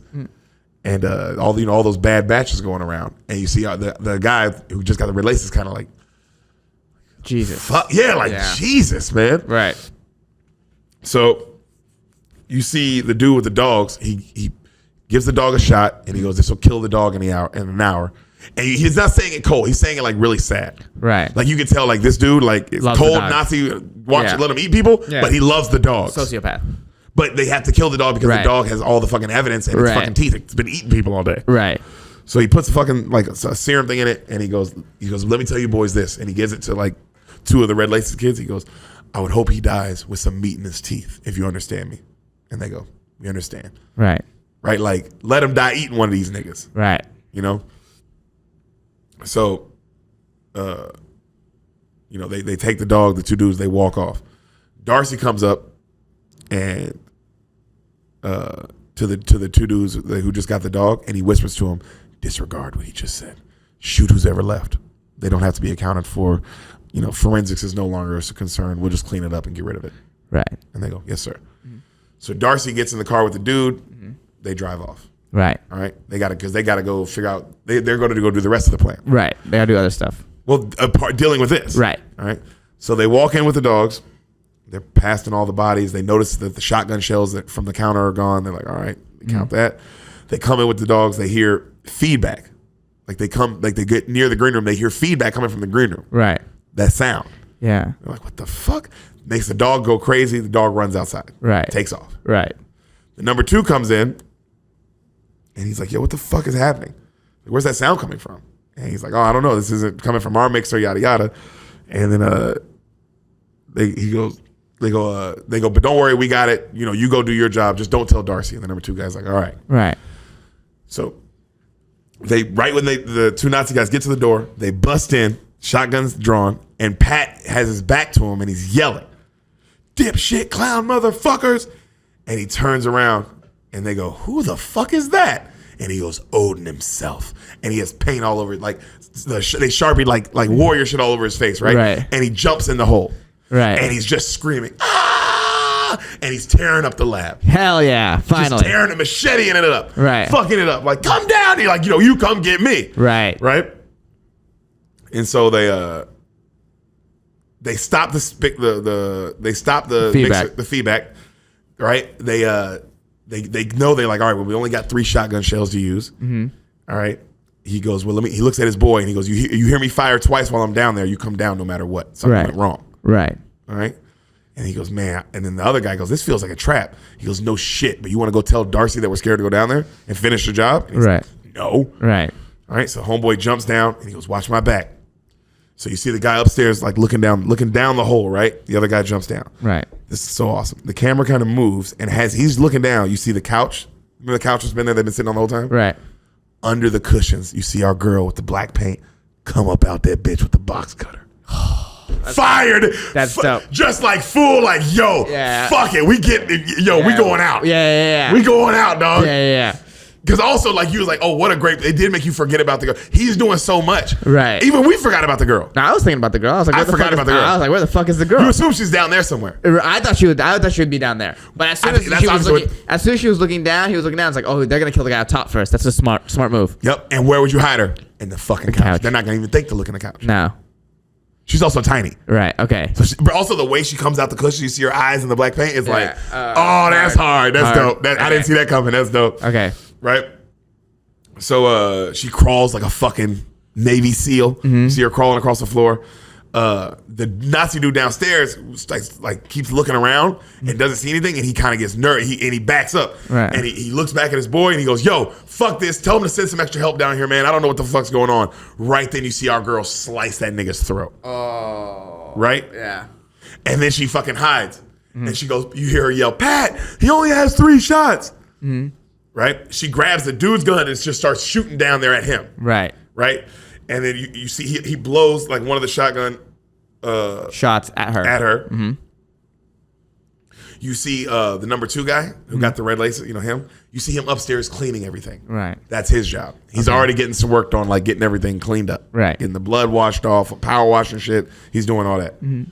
You see her spray the fire. You see our girl, Emily, she takes the fire extinguisher and sprays all the smoke downstairs, so now you can't see nothing down there. Right. And she goes, he only has 2 shots left. Right, damn. Fire partner, bro. Damn. It's like, I love the idea of like, yo, we're not even like war people like that, but since they made us, they brought it out of us. We access the part of humanity that we can't access if we need to. Yeah, that fucking fight, like, if you're going to kill me, you're going to kill me, but I'm going to go out swinging. Yes. Because I also, if I know you're going to kill me, it's like, well, I might as well go out swinging. You're for sure going to kill me? Oh, well, let's do it then. Right.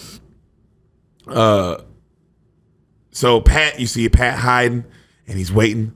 We see the Nazi come up slow.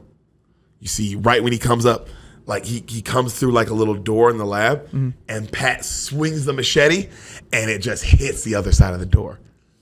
Like it gets like caught. Right. Like he misses, like ding.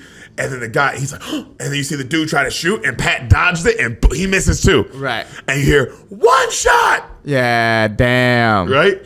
So you see him look up, and right when he looks up, he sees like a girl sitting with a gun in the hand. And he fucking shoots that, and a body falls, right? And he runs over and he goes to grab the gun, and it's the girl who was already dead. And he looks, the gun is empty. He looks up, she has the clip. And she's just smiling. Cut to, you see our boy turn around, the Nazi turn around, our boy Pat is loading the other shotgun that he dropped. Right. And he tries to shoot and he misses. Damn. So now they're fighting. They're fighting. You know, we see as they're fighting though, our girl walk up real slow, jumps down. Box cutters the shit. Nope. Oh. Looks at the fucking gun, grabs it. Walks right as they're fighting. You see it from her angle. She walks right up behind him, just boom, one in the throat. And then boom, one in the head. Hell yeah, she's badass. Oh yeah, right up close too. Yeah. Like I'm not missing these. No, you know? Yeah. And then she goes, our boy goes, he's dead. And her eyes are so big because she just killed a nigga. Right. And he's like, yeah, you got him. She's like, yeah, totally. Yeah. So you see the guy cleaning up upstairs. He comes in the green room now with like a vacuum and like the power washer. Right. Right. And he looks up and it's not the 2 Nazis. It's them. It's right. Pat and the girl. And he obviously can't believe it. Right. And he fucking drops the fucking power washer. And then he goes, wow. And then he goes, if I had any idea, you 2 would have made it. Right. And then they go, any more dogs? He goes, no. They go, any more people out there? He goes, no, they all left. They're up the road taking care of stuff. And he takes his gloves off and he spits.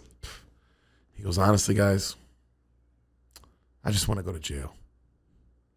Remember, because he was. I remember I told you he was already like, yeah. I don't want to. He was already feeling it the whole movie. You saw him. Right. You saw his whole demeanor change. He went through a bad character arc. Yeah, you can tell he realized like, this is not life for me. This is not life. Right. So they march him outside. They got the gun to his back. No one's there.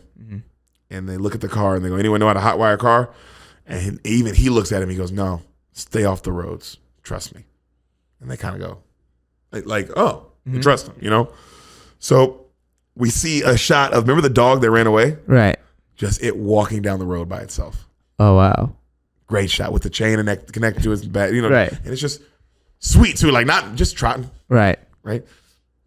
We see our boys walking him through the woods, and he goes, "Are you guys gonna shoot me?" And then she goes, "Where's Worm?" And then he's like, "They sent him home." And then they're like, "All right, well, just stay quiet until we're out. Stay quiet. Let's not talk too much till we're out of this." Pat says. They keep walking. They hear a gunshot and a dog bark up ahead, right? Right. And then they hear another one. And the fucking Nazi dude goes, "It's the residents." And Pat's like, "What are they doing?" And he's like, "Something you don't want to see. Trust me." And then Pat goes, "Did you see our friends die?" And he goes, "Yeah, I saw 2 of them die. Not the third one, though." And they go, "Okay." And then Pat's like, "I think I'm going to go up there and deal with this shit." Because he knows it's like, oh, it's them up there. That's why he says you don't want to go up there. Right. It's whoever the Nazis are, right? Right. And then he goes, "I think I'm going to go up there." And then she looks at the number 2, and she goes, "No." She goes, "I'm going to go with you." And she looks at the number 2, or the Nazi girl. She goes, you go up to the town, and you call the cops when you get there, and you turn yourself in and everything that happened. And if you don't, I'm going to fucking find you." And he goes, "I will. I promise." And like you see it in his face. He's he's about to do it. like, yeah, right. Like, if you let me go, I I will return that favor. Right. Right. So they let him go. He leaves. They head on like where they hear the dog growling and they hear the gunshots, and they see a car, and they hear the Nazi guy, the dog trainer guy, talking to the dog. Right. And you see a young Nazi with him in the van, and they're setting up like a crime scene almost for the bodies to get found. Right. Okay, let's take a break and let me put a new battery in the thing. Did it go out? It's about to go out soon. How do you know? The battery is flashing. Oh, okay. Yeah. All right, we're back. Sorry about that. Yeah. We had to change the batteries. You know how it is. The last thing you remember? Yeah, so the guy's talking to the dogs with the Nazi guy walking behind him. All right. And you see he has a young Nazi with him. And they're setting up the crime scene to make it look like, the bodies were found and they were just eaten by like wolves by or whatever. dogs or wolves or something. Well, dogs. By dogs. So they walk up on him, and the girl has the shotgun pointed at him. She goes, "Give me your fucking gun," and tie that dog up. He's like, "Fuck." So you see him give the gun up. He ties the dog up. And then they make him start walking through the gate that says, "Beware of dog." Right. All right. You can tell they're making it look like it's their fault. Like it looks like they were trespassing and the dogs attacked them. And then we see Darcy using their van is there, and he's making it look like they were siphoning gas out of his car to their van, and that's where they got attacked. Right. Does that make sense? Right. Like and then one of them just got lost running away. Right. Who knows? Right. Like just make it look like that. Smart, super smart. And so right then, like they're all looking at each other, and Darcy can't believe it because he's like, "What the fuck?" The dog guy goes to say something. Bam! She blows that nigga's fucking stomach off. Right. All right. Cut to, you see the dog walking down the street, just trotting. Remember that dog? See him trotting, right?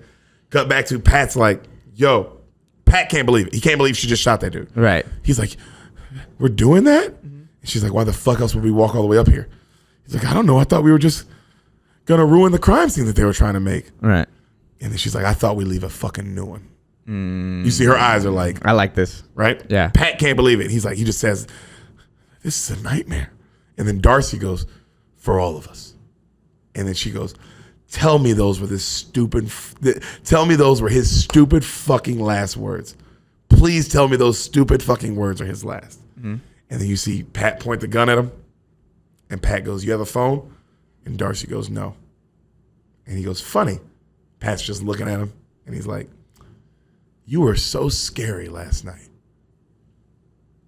And you see Darcy's eyes kind of get big. Because you see Pat realize like, I'm going to kill you. yeah, you were like, last night I was so scared of you. Yeah. And wow. Yeah. But I like that line because you see it too of him realizing like, man, you could have told me you were the devil last night. Right.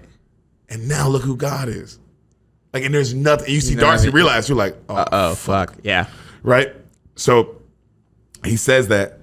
Darcy just turns around and starts walking away and starts trying to pull a gun out. They shoot the other Nazi dude. They start shooting him in the back a bunch of times. He finally turns and they shoot him more, and he tries to get one shot off, and he does, but he misses. Right. All right?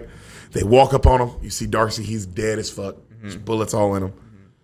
The Nazi number 2 guy makes it out the wood to the town, and he goes right up to the police like he said he would. Damn. He does exactly what he said he would. Damn. Cut to the murderers from the beginning, chilling, doing heroin, and one of them's already dead. Right. The other one doesn't even realize it yet. He's just like eating cereal, watching TV. Right. We see the Mohawk guy just vacuuming his place. Like it's like a slow shot of what everybody's doing now. Right. We see the dog that we've been following walk right past the van, right up to them. Like you see it kind of running, start trotting, and they see it and they try to shoot it, but both their guns are empty, and it runs right past them, right to the dude who raised them, you know, who's dead, his stomach's blown out, and it just snuggles up lovingly with it. Damn. Crazy. Crazy, right? Crazy. And Pat's looking at that, and he can't believe it. And they're both just sitting there. It's quiet for a while. They're just breathing. And then Pat goes, I know what it is. And she's like, what is? He's like, the desert island thing. I know what my answer is. And she goes, tell somebody who gives a shit. Green room. Damn.